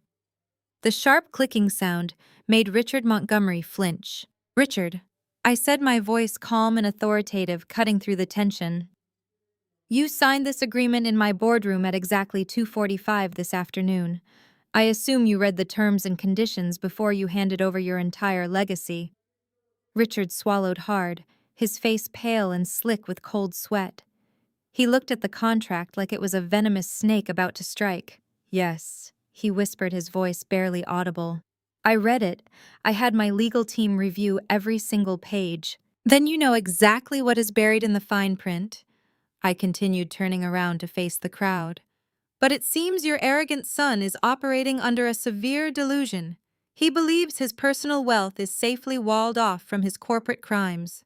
I think it is time we educate him. Step forward, Richard. Open the contract and read Clause 4 out loud for the entire room to hear. Richard hesitated. He looked at his son, whose arrogant smile was beginning to waver. Dad, what is she talking about? Preston demanded, his voice losing its confident edge. Tell her to shut up. Tell her my trust fund is perfectly fine. Read it, Richard, I commanded, my voice dropping an octave into a cold, hard register that demanded absolute obedience. Richard slowly walked over to the table, his hands shaking so violently he could barely open the heavy cover page. He flipped through the thick legal document, the sound of the crisp paper rustling loudly in the quiet room. He found page 12. He stared down at the dense paragraphs of text, and his shoulders slumped in total defeat. A single tear slipped down his weathered cheek. "Read it," I repeated. Richard cleared his dry throat, his voice cracking as he began to read the legal jargon aloud. "Clause 4, he stammered, taking a shaky breath. "Liability and asset forfeiture. To cover the massive undocumented debts secretly accrued by Preston Montgomery under the corporate umbrella of Montgomery Holdings, the acquiring entity Apex Capital has triggered the immediate liquidation of all connected financial instruments." Richard stopped reading and squeezed his eyes shut, unable to look at his son. "Keep going, Richard," I insisted softly. "Read the rest of the sentence." "This includes," Richard choked out, his voice breaking completely. "This includes the seizure and complete liquidation of the Montgomery family private trust funds. All personal assets held in trust for Preston Montgomery are hereby dissolved and transferred to Apex Capital to satisfy the outstanding corporate debt." The heavy silence that followed was suffocating. The words hung in the air, slowly dismantling Preston's entire reality brick by brick. He stood completely frozen, his mouth slightly open, trying to process the absolute devastation of what his father had just read. The magical shield was gone. The safety net had been completely ripped away. "No," Preston whispered, shaking his head frantically. "No, that is illegal! You cannot touch my trust fund. That is my money. It has nothing to do with the company. My grandfather set that up for me." I slowly walked back over to him, stepping directly into his line of sight. "When you use the company accounts to secure illegal loans from international gambling syndicates, you blurred the lines between corporate and personal liability." "Preston," I explained, speaking slowly so he could understand every single word. "You used Montgomery Holdings as collateral for your underground bets. You embezzled funds to pay off Cassidy Evans. You committed massive corporate fraud." Preston was hyperventilating, his chest heaving as he stared at me with wide, terrified eyes. The arrogant billionaire air was gone, replaced by a broken, desperate man realizing he was completely ruined. "When Apex Capital bought your father's company, we did not just buy the assets," I continued, my voice relentless and cold. "We bought the liabilities. We bought the debt you created. And according to the corporate laws, you thought you were too smart to follow your personal trust fund was the only liquid asset left to cover the massive hole you dug. My legal team drafted the paperwork. Your father signed it, and a federal judge approved the seizure 2 hours ago." Brielle let out a soft, horrifying gasp, covering her mouth with both hands. Yvonne looked like she was going to pass out, leaning heavily against a nearby table to keep from collapsing to the floor. The wealthy guests who had been judging me all night were now staring at Preston with a mixture of pity and absolute horror. He had literally nothing left. "You took it." Preston choked out, tears finally spilling over his eyelashes and ruining his perfect facade. "You took everything I had." I smiled a slow, genuine smile. It was the first time all evening that I felt truly happy. The sweet taste of absolute revenge was finally blooming on my tongue. "You do not have a trust fund, Preston," I said, my voice echoing clearly through the Plaza Hotel ballroom. "That $15 million was seized to cover the massive interest penalties on your illegal loans. And the worst part for you is that $15 million was not even enough to cover the total balance. As of an hour ago, you are $4 million in debt to me." The reality of the $4 million debt hung over the grand ballroom like a thick, suffocating blanket, pulling all the oxygen out of the room. Brielle stood trembling in the very center of the massive dance floor, her chest heaving violently as she stared at the man she was supposed to spend eternity with. The charming, wealthy heir she thought she knew was completely gone. In his place stood a sweaty, desperate stranger who had just admitted to despising her entire family. The custom crystal-embellished wedding gown that she had spent 6 months obsessing over suddenly seemed to weigh 1,000 pounds, pulling her down toward the cold, unfeeling marble floor. She looked down at the forensic bank statements still scattered across the ground around her feet. She saw the name of his mistress, Cassidy Evans, burned permanently into her memory. She saw the massive offshore gambling transfers that had drained their future. She saw the total liquidation of his supposed generational wealth, leaving them with absolutely nothing but a mountain of crushing debt. Her entire reality, the carefully constructed fairy tale she had been promised since she was a little girl playing dress-up, shattered into a million irreparable pieces. Brielle let out a sound that was half agonizing sob and half furious scream. It was a guttural, terrifying noise that made the wealthy guests physically recoil in their chairs. "You lied to me," she shrieked, her voice completely raw and broken, echoing loudly off the high vaulted ceilings. "You stood at that altar an hour ago and promised to take care of me. You looked me in the eye and let me believe I was marrying a king when you were actually just a pathetic thief, drowning in your own pathetic mistakes." Preston tried to step forward, reaching out a shaking, desperate hand to touch her arm, but Brielle violently shoved him away with surprising force. "Do not touch me!" she screamed, her perfect bridal makeup now a ruined, smeared mess of dark mascara and tears staining her pale cheeks. "You make me absolutely sick to my stomach. You used my grandmother's house to pay off your dirty secrets, and you had the nerve to stand here and call us desperate social climbers. You are the parasite, Preston. You are the one feeding off of us because you are too weak and too stupid to build anything on your own." Preston stumbled back, his face pale and furious. But before he could retaliate with another cruel insult, Brielle whipped around to face our mother. Yvonne was still leaning heavily against a catering table, looking like a hollowed-out empty shell of a human being. Brielle marched toward her, the heavy tulle and silk of her massive dress dragging violently across the polished stone floor, sweeping up the scattered bank statements in her wake. "This is your fault!" Brielle yelled, pointing a trembling manicured finger directly at Yvonne's terrified face. "This is entirely your fault, Mother. You pushed me into this nightmare. You groomed me for this exact moment since I was a little girl sitting in my bedroom. You told me that real love did not matter, as long as the bank account was full and the last name carried weight in the country club."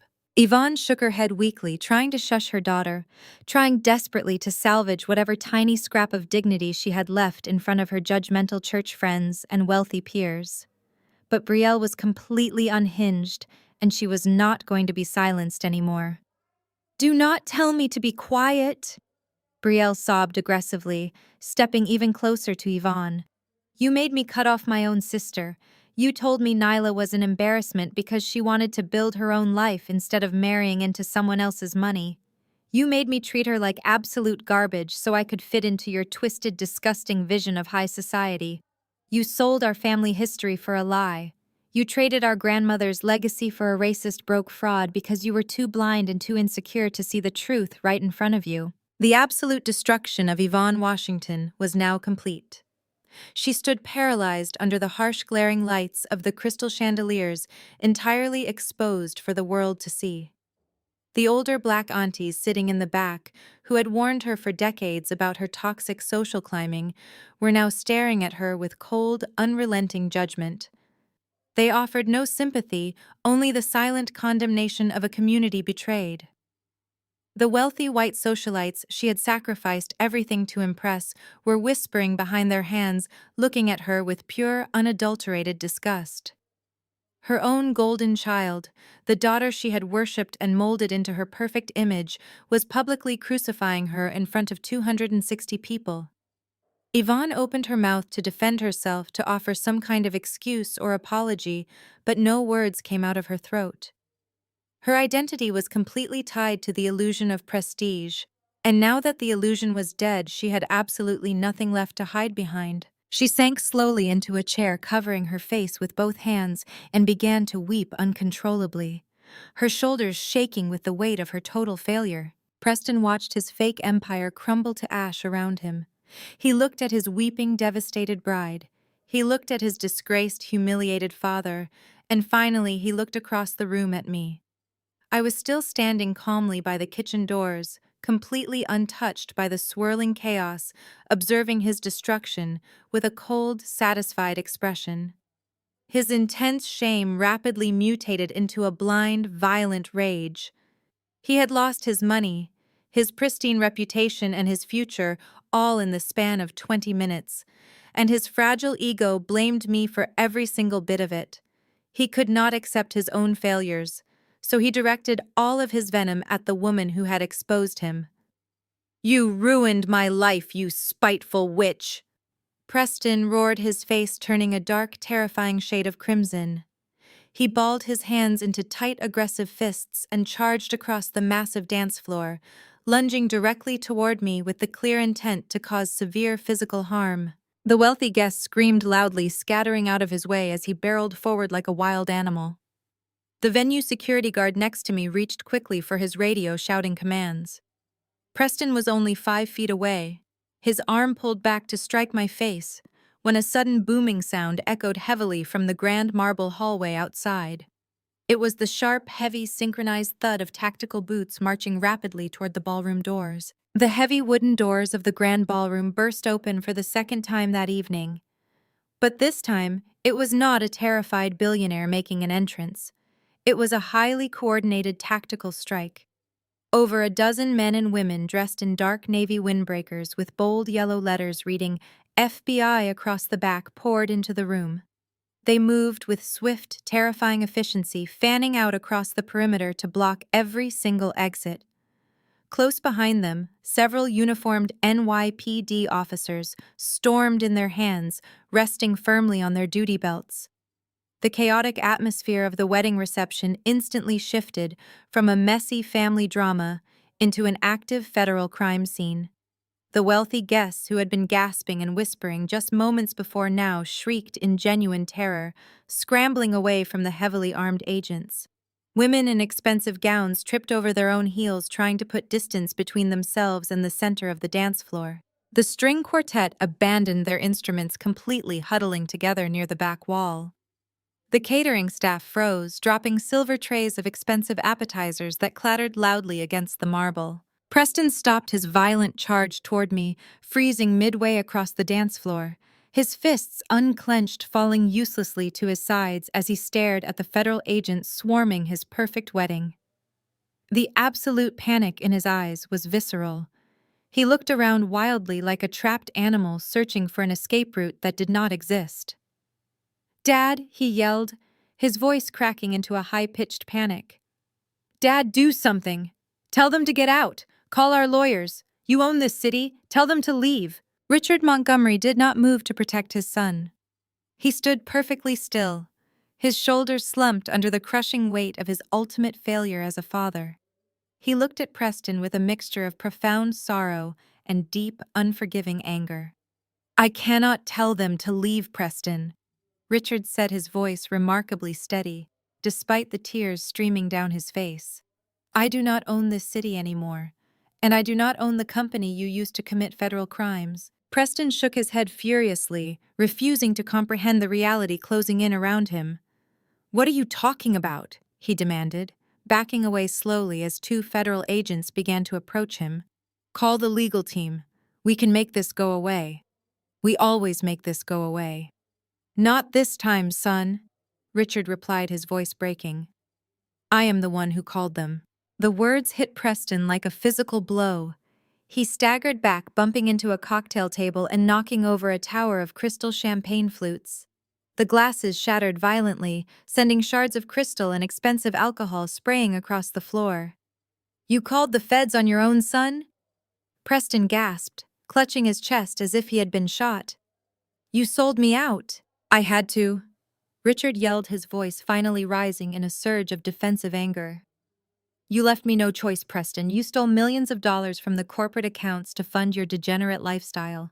You forged my signature on internal audits. You used our flagship assets as collateral for illegal gambling syndicates.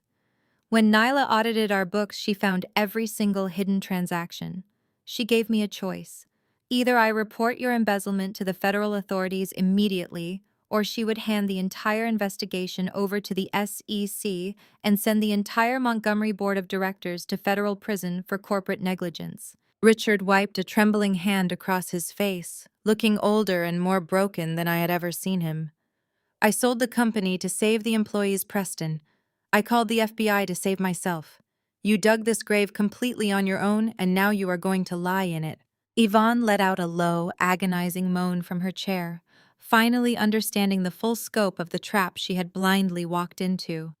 The brilliant tech startup she had proudly funded with her grandmother's legacy was not just a lie. It was part of a massive federal investigation. The $2 million she had wired to Preston was now officially evidence in a major criminal case.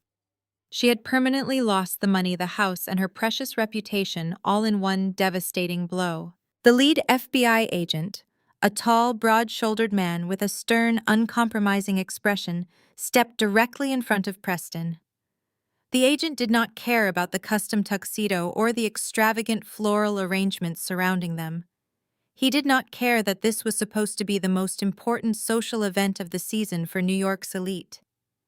He looked at Preston with the cold, detached professionalism of a man who spent his life locking up arrogant, white-collar criminals. Preston Alexander Montgomery.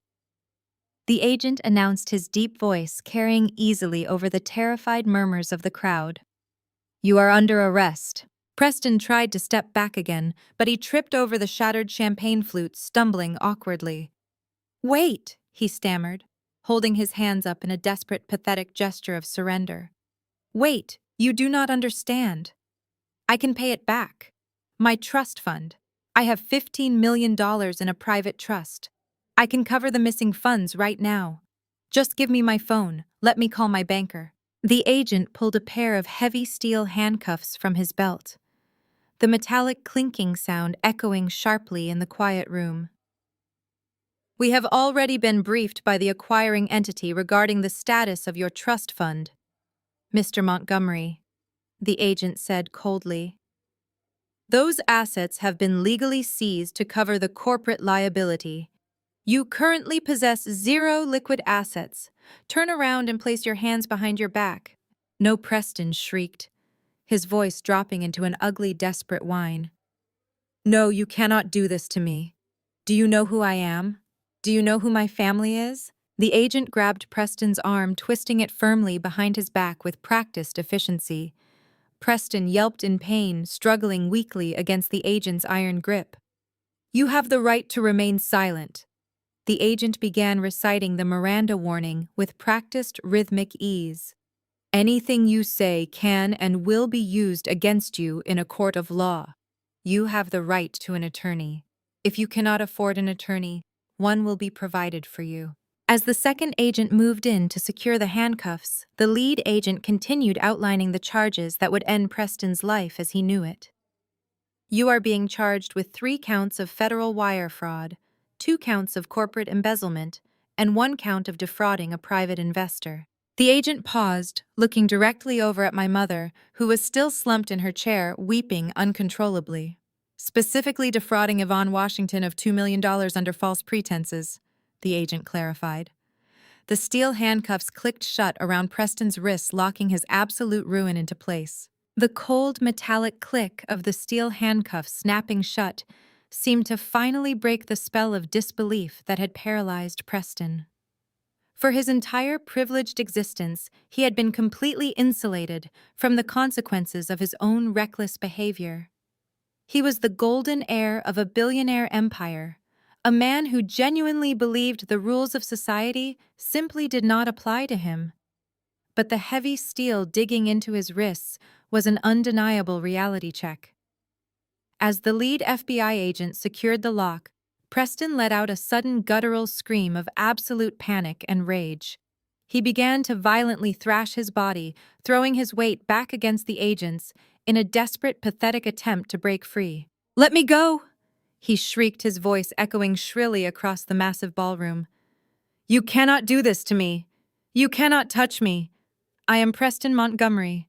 My lawyers will have your badges for this. I will sue you. I will ruin your entire lives. Let me go right now." The 2 federal agents did not even flinch. They were highly trained professionals who dealt with violent cartels and dangerous criminals on a daily basis. A spoiled, wealthy heir throwing a temper tantrum in a custom tuxedo was nothing but a minor inconvenience to them. They tightened their grip on his arms, their expressions remaining entirely blank and professional. "Sir, stop resisting," the lead agent commanded, his deep voice cutting through Preston's hysterical screaming. "If you continue to resist, we will add assaulting a federal officer to your list of charges. Now walk." But Preston refused to walk. He went completely limp, dropping his body weight toward the floor, forcing the agents to physically drag him forward. The manicured facade of the perfect high society groom was entirely destroyed. His expensive gelled hair was sticking up in sweaty clumps. His silk tie was ripped and hanging loosely from his collar. His face was flushed a deep mottled red soaked in sweat and tears of pure humiliation. He kicked his legs wildly, his polished leather dress shoes slipping and sliding awkwardly across the slick marble floor.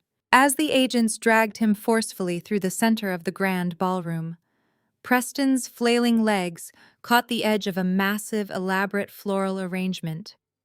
The towering glass vase, which was filled with hundreds of imported white orchids and cascading green vines, tipped over and crashed violently to the floor. Dirt water and crushed flower petals exploded across the pristine dance floor, staining the polished marble. Preston was dragged directly through the muddy mess, his custom trousers soaking up the dirty water and trampled petals. The 260 elite guests backed away in horror, pressing themselves against the walls to avoid the chaotic scene. These were people who prided themselves on decorum and silent superiority. Watching one of their own reduced to a screaming, kicking prisoner being dragged through the mud of his own wedding reception was a spectacle they could barely comprehend. Nobody stepped forward to help him. His wealthy groomsmen, who had been laughing loudly at the bar an hour ago, now looked down at the floor, completely ignoring his desperate pleas.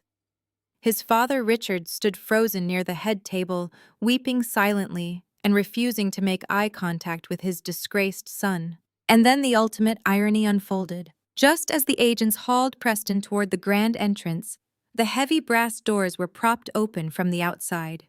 Stepping into the ballroom were the exclusive photographers from Vogue magazine. These were the exact same photographers Preston had arrogantly bragged about earlier. The ones he had used as an excuse to throw a $100 bill at me, telling me my thrift store look would ruin his perfect aesthetic. They had arrived exactly on schedule to capture the elegant high society wedding portraits he had demanded. Instead, they walked into an absolute disaster zone. The lead photographer took one look at the weeping bride. The shattered crystal, the armed police officers, and the screaming groom being dragged through the dirt. The photographer did not hesitate for a single second. He raised his expensive professional camera to his eye and began to rapidly snap photos.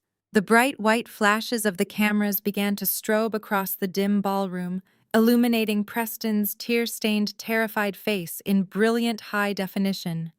Flash after flash captured the absolute ruin of the Montgomery Empire. Preston realized what was happening and let out a horrified wail. He tried to lift his hands to cover his face to hide his shame from the lenses that would undoubtedly splash his humiliation across the internet by morning. But his hands were securely cuffed behind his back. He was entirely exposed, forced to look directly into the flashing lights of the very media he had tried to weaponize against me. "No, stop taking pictures," he sobbed, throwing his head down, trying to bury his face in his own chest. "Stop it! Turn those cameras off. Dad, make them stop." But nobody stopped. The photographers kept moving, circling him like sharks sensing blood in the water, capturing every single pathetic angle of his perp walk. The agents hauled him out through the grand doors, their heavy boots echoing loudly against the marble hallway. Preston's screams grew fainter and fainter as he was dragged toward the freight elevators. The same service elevators he had demanded I use to leave the building. Moments later, the faint, piercing wail of police sirens started up outside the Plaza Hotel, signaling his final departure into the custody of the federal penal system. Back inside the grand ballroom, the silence that followed was heavy and completely suffocating. The room looked like it had been the site of a violent natural disaster. Shattered glass, spilled champagne-crushed flowers, and discarded bank statements littered the floor. Brielle was still sitting on the ground, her massive wedding gown soaked in dirty water, staring blankly at the doors where her fake future had just been dragged away. Near the head table, Yvonne stood completely alone. The wealthy friends she had invited were already beginning to whisper furiously, grabbing their coats and preparing to leave the tainted event. Nobody offered her a word of comfort. She looked around at the absolute ruins of the reception, at the destroyed floral arrangements, and the fleeing socialites. The heavy, crushing weight of her own arrogance finally broke her. Yvonne's knees buckled beneath her. She slowly fell to the floor, landing heavily on the hard marble. She knelt there in her expensive silver mother of the bride dress, surrounded by the literal and figurative wreckage of her entire life, finally understanding that she had orchestrated her own complete and total destruction. The flashing lights of the Vogue photographers eventually faded as they chased the spectacle out into the New York night. The piercing wail of the police sirens grew fainter until it was entirely swallowed by the ambient noise of the city. Inside the grand ballroom of the Plaza Hotel, the suffocating silence returned heavier and more oppressive than before. The few remaining wealthy guests were quietly slipping out the side doors, eager to distance themselves from the radioactive fallout of the Montgomery family collapse. My older black aunties and uncles remained seated in the back, watching the ruins of my mother's fake empire with solemn, unwavering expressions. Yvonne was still kneeling on the cold marble floor, surrounded by crushed white orchids and spilled champagne. She looked around at the empty chairs and the shattered crystal. Her chest heaved as the absolute finality of her situation settled over her. She had no money. She had no prestigious son-in-law. She had no historic brownstone to fall back on. Her country club friends had abandoned her the second the FBI badges flashed. She was completely and utterly ruined. And then her frantic, bloodshot eyes locked onto me. I was still standing by the kitchen doors, completely untouched by the mud and the chaos. My dark dress was perfectly pristine. My expression was completely calm. In Yvonne's desperate, terrified mind, I was no longer the embarrassing daughter she had tried to hide in the corner. I was her very last lifeline. I was a billionaire CEO who had the power to make federal charges disappear and buy luxury real estate with a snap of my fingers. Abandoning every single ounce of the high society dignity she had spent her entire life cultivating, Yvonne began to move toward me. She did not stand up. Her legs were too weak to support her. Instead, she literally crawled across the slick, dirty marble floor. Her expensive silver mother of the bride gown soaked up the spilled champagne and muddy water as she dragged herself forward. It was a pathetic, horrifying sight. The woman who had spent 34 years looking down her nose at me was now scraping her knees on the ground just to reach my feet. The venue security guard who had been standing near my table immediately stepped forward to intercept her, but I simply raised a single finger. The guard stopped, stepping back into the shadows and allowing the scene to play out. Yvonne reached me and threw her arms forward, grabbing handfuls of the dark silk fabric of my custom Schiaparelli dress. She clung to the hem of my gown as if she were a drowning woman clinging to a life raft in the middle of a violent hurricane. She buried her tear-stained face against my legs, sobbing hysterically. The sound of her weeping was loud and incredibly ugly, echoing in the quiet room. "Nyla," she wailed, her voice cracking and raw. "Nyla, please, you have to help us. You have to fix this right now." I did not move away. I did not try to pull my dress out of her frantic grip. I simply looked down at the top of her messy, ruined hair, waiting for the inevitable manipulation to begin. I knew my mother better than anyone else in the world.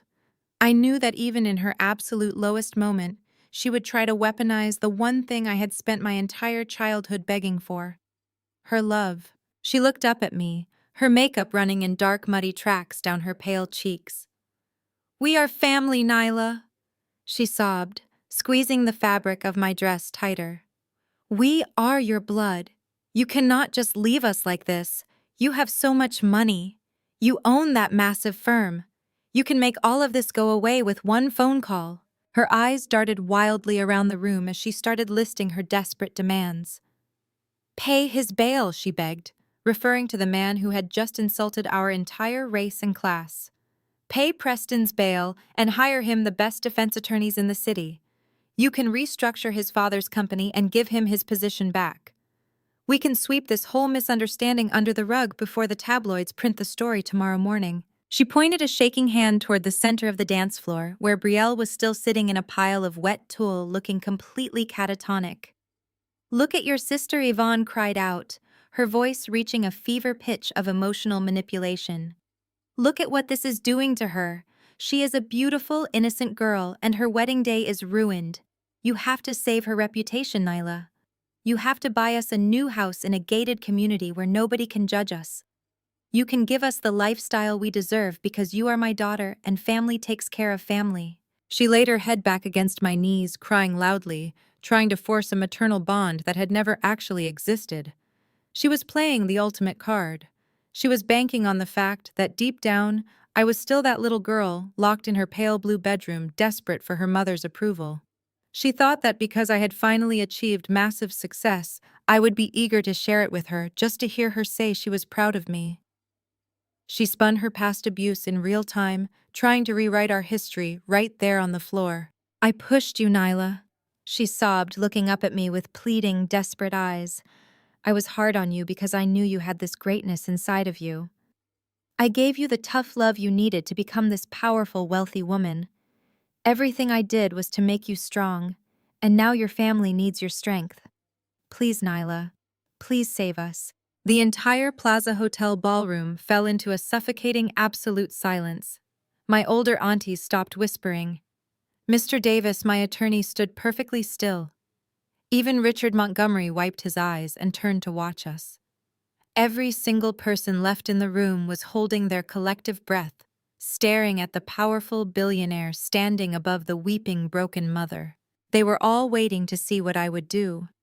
They were waiting to see if the family scapegoat, the daughter who had been starved of affection and treated like garbage her entire life, would finally cave. This was the moment of truth. The moment where abused children often break down and hand over their hard-earned peace just for a tiny crumb of fake parental validation. I stood perfectly still. I did not reach down to stroke her hair. I did not offer her a comforting word. I looked down at my mother crying at my feet, and my face remained completely and utterly unreadable. I slowly reached down toward the frantic woman kneeling at my feet. My hands did not tremble. My breathing was perfectly even. I grabbed my mother's wrists, feeling her cold, clammy skin against my fingers. I dug my thumbs into her grip and gently but firmly peeled her desperate hands off the dark silk of my custom Schiaparelli gown. I took a deliberate step back, severing the physical connection she was trying so desperately to forge. Yvonne stayed on her knees, looking up at me with wide, terrified eyes. Her chest heaved as she waited for my answer, hoping her pathetic display of maternal affection had finally cracked my armor. "Blood," I said, my voice perfectly flat, carrying effortlessly through the dead, silent ballroom. "You want to stand here in the ruins of your own arrogant mistakes and talk to me about blood? You want to invoke the sacred concept of family now that your bank accounts are entirely empty and your fake empire is completely shattered?" Yvonne opened her mouth to speak, her lips trembling, but I cut her off with a sharp shake of my head. "Do not speak," I commanded. "You have spent 34 years talking at me. You have spent 3 decades telling me who I am and what I am worth. Tonight you are going to stay quietly on the floor and you are going to listen." I looked down at her pathetic form and felt absolutely nothing. There was no pity in my chest. There was no lingering anger. There was just a profound, hollow emptiness where a daughter's love was supposed to reside. "Blood is a biological accident, Yvonne." I continued, my tone clinical and detached. "It is a shared sequence of DNA and absolutely nothing more. It does not automatically earn you my respect. It does not excuse a lifetime of emotional abuse, and it certainly does not entitle you to my bank account." She sobbed, covering her ruined face with her hands. Her shoulders shook violently under the harsh crystal lights. I took a slow, deliberate step around her, walking back toward table 28. The venue security guards and the catering staff parted instantly, giving me an incredibly wide berth. They watched me with wide eyes, entirely mesmerized by the cold execution taking place. Where was this desperate need for family? When I was 16 years old, I asked, picking up the narrative of my own survival as I walked. Do you remember the winter you locked me out of the house in the freezing Connecticut snow? I was shivering on the back porch for 4 straight hours because my perfect report card was intimidating to Brielle, and you decided I needed to be punished for making your golden child feel inadequate. Where was your fierce maternal instinct then, Yvonne? I reached the dark corner by the kitchen doors. Table 28 was completely empty now. The ceramic plate of garbage my sister had maliciously sent me was still sitting exactly where I left it next to the discarded napkin. And what about the dinners? I continued, turning back to face the center of the room. The wealthy guests who were trying to sneak out the side doors had stopped dead in their tracks, completely captivated by the horrifying truth of my childhood. I remember sitting at the kitchen island watching you serve Brielle warm, fresh meals, while you handed me the cold scraped leftovers from the very bottom of the pan. You looked me dead in the eye and told me that a worthless child did not deserve the best cuts of meat. You told me I was a heavy burden taking up space in a house that belonged to people who actually mattered. I reached out and picked up the heavy ceramic plate. The potato wedges were completely stiff and cold. The torn lettuce leaves were wilted and sad. It was the exact physical manifestation of the love my family had offered me my entire life. A plate of discarded scraps meant to keep me starving and weak. I carried the plate slowly across the massive dance floor. The only sound in the opulent room was the soft rustle of my silk dress and my mother's ragged, hyperventilating breaths. I stopped right in front of her. She looked up at the plate in my hands, her eyes widening in pure horror as she realized exactly what I was about to do. She tried to scramble backward, but her heavy, wet dress anchored her to the floor. I tilted my hands and placed the cold ceramic plate directly onto Yvonne's lap. It rested heavily against the ruined silver fabric of her mother of the bride dress. The greasy, cold potatoes slid slightly, staining the expensive silk. She let out a pathetic whimpering sound, staring down at the garbage food resting on her thighs, too paralyzed by shame to push it away. You said a useless child deserves leftovers? I whispered, my voice dropping to a chilling, intimate register that only she could hear clearly. Enjoy your meal, Mother. I stood up straight, adjusting the elegant neckline of my dress. I did not wait for her to respond. I did not look at Brielle, who was still crying silently in a pile of wet tulle a few feet away. I simply turned my back on the two women who had tormented me for 3 decades. I began to walk toward the grand exit of the Plaza Hotel. Time seemed to slow down entirely. The chaotic, dark energy of the ruined wedding reception faded into a dull, distant hum behind me. My custom black dress flowed elegantly around my legs with every confident, measured step I took. The massive crowd of elite guests completely parted for me, creating a wide, clear path toward the heavy brass doors. The wealthy white socialites who had previously looked at me with thinly veiled contempt were now pressing their backs against the walls, shrinking away from me in absolute awe and genuine, terrifying fear. They had just witnessed a woman completely dismantle a billionaire corporate dynasty and destroy her own toxic family without shedding a single tear or raising her voice above a conversational tone. They knew I was entirely untouchable. The older black aunties sitting near the back tables did not shrink away. As I walked past them, several of them offered quiet, solemn nods of deep, undeniable respect. They recognized the profound generational trauma I had just violently severed. They saw the sheer, impossible strength it took to walk away from the heavy, crushing expectations of maternal loyalty within our community. I nodded back, acknowledging their silent support without breaking my steady, confident stride. Just as I reached the edge of the ballroom, the sound of a broken, pathetic voice echoed behind me. Nyla, wait. It was Brielle, the golden child, the perfect bride, the sister who had delighted in my suffering since we were children. She called out my name with a pathetic whining whimper, begging me to turn around and save her from the nightmare she had actively helped create. She wanted me to turn back and fix her ruined life, just like she had always expected everyone else to fix her messes. I did not even pause. I did not slow my steps. I did not turn my head a single fraction of an inch. Brielle was no longer a person to me. She was just a ghost haunting a past I had officially and permanently buried. Mr. Davis? My lead attorney walked briskly slightly ahead of me. He reached out and pushed open the heavy brass doors of the grand ballroom, leading us out into the opulent carpeted corridor of the hotel. The transition from the stifling, toxic air of the reception into the quiet, empty hallway felt like finally breaking the surface of the water after drowning for 34 entire years.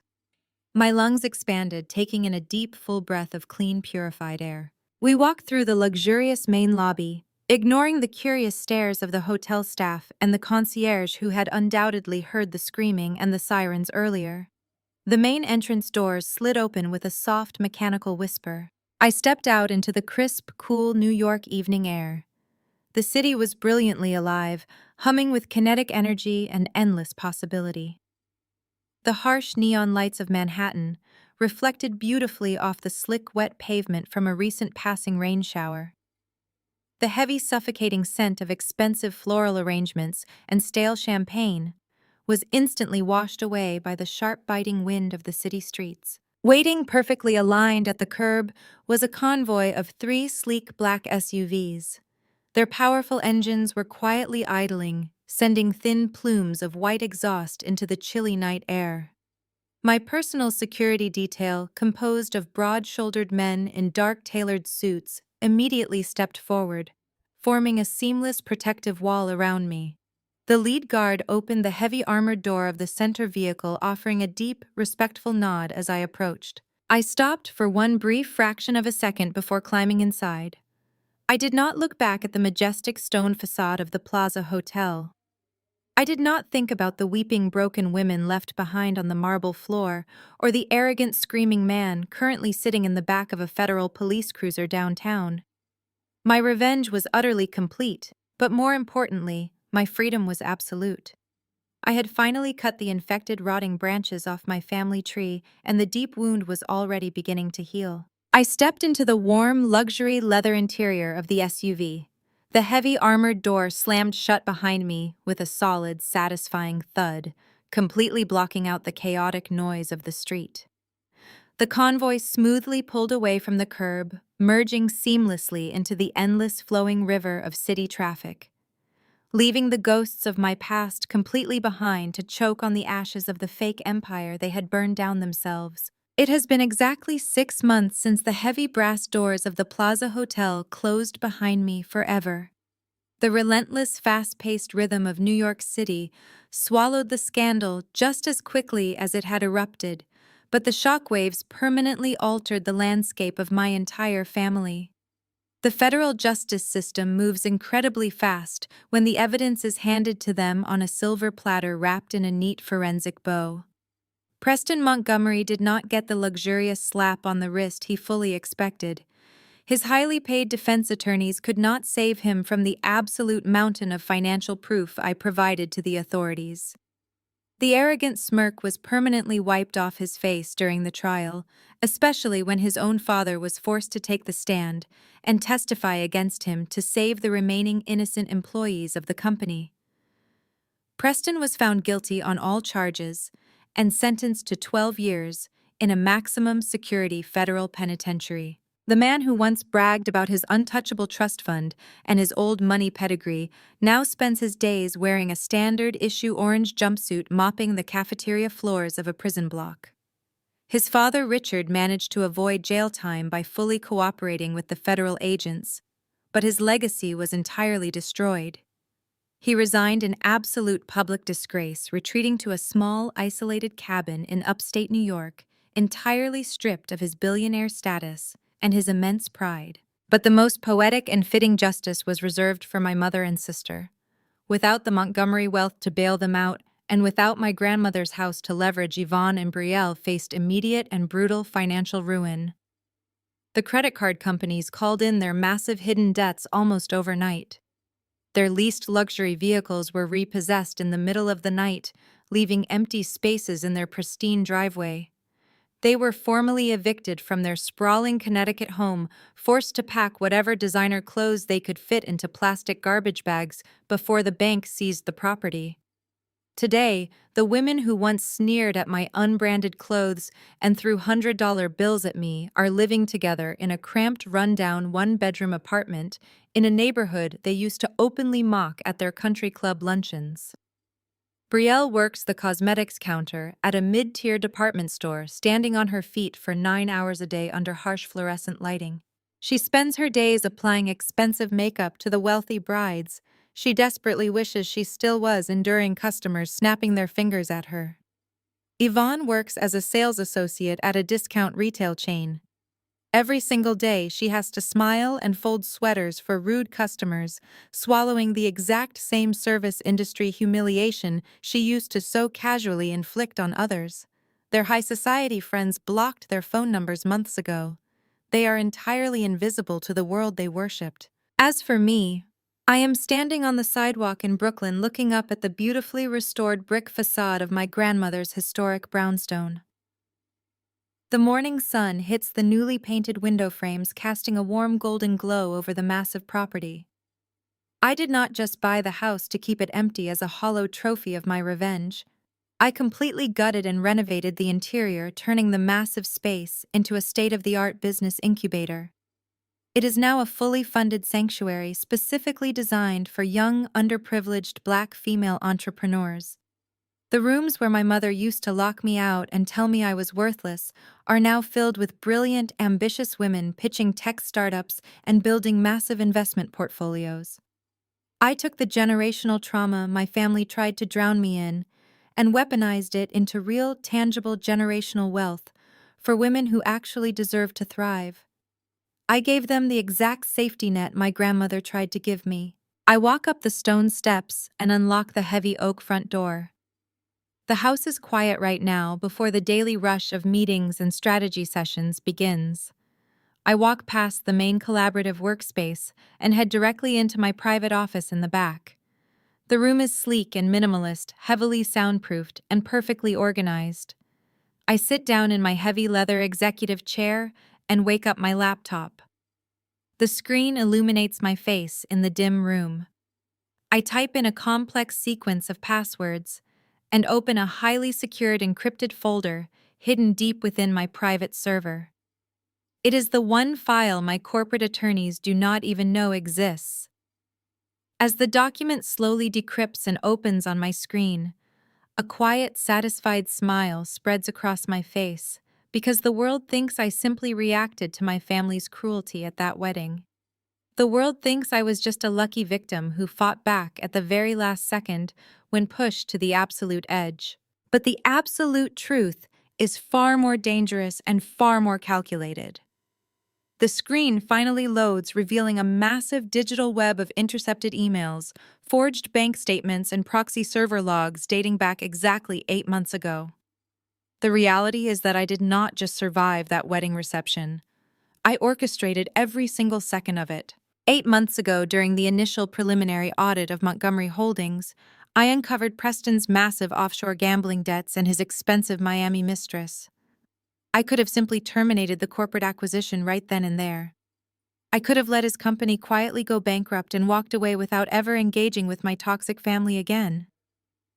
But after 34 years of being treated like garbage, after a lifetime of eating cold leftovers and being hidden in the shadows, I did not want a quiet victory. I wanted to completely dismantle their entire false reality, and I wanted them to happily pull the trigger themselves. I sat in this exact chair 8 months ago and carefully engineered the ultimate psychological trap.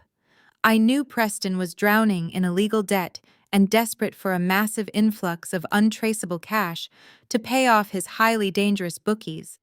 I also knew my mother was deeply insecure and desperate to impress him to secure her spot in high society. So I built a highly elaborate, incredibly convincing fake financial portfolio.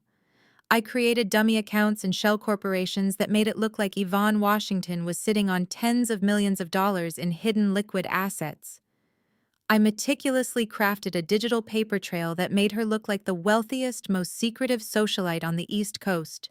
Then I used a global network of untraceable proxy servers to accidentally leak that fake portfolio directly to the underground gambling syndicate that Preston owed his life to. I knew exactly what would happen next. The loan sharks put massive, terrifying pressure on Preston, showing him the leaked documents and demanding he get the cash from his wealthy future mother-in-law. Preston's greed and his absolute panic blinded him completely.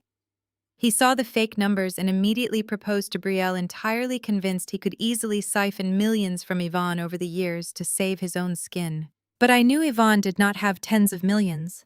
She only had one single asset of any real value: my grandmother's brownstone. I knew that when Preston started demanding the seed funding for his fake tech startup, Yvonne would panic just like he did. I knew she was so deeply terrified of losing her wealthy white son-in-law that she would blindly sell our family history to appease him. She walked right into the invisible maze I built specifically for her.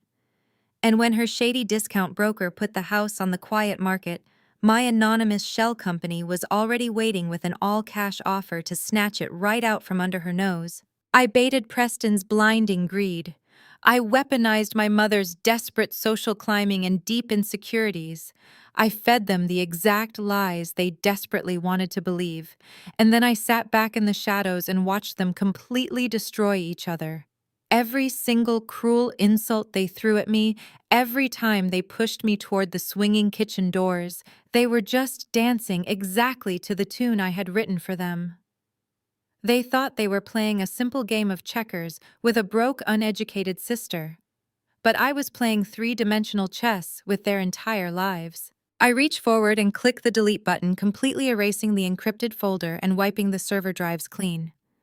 The digital evidence of my masterpiece vanishes into the ether, leaving absolutely no trace behind. The trap is permanently closed. The game is officially over.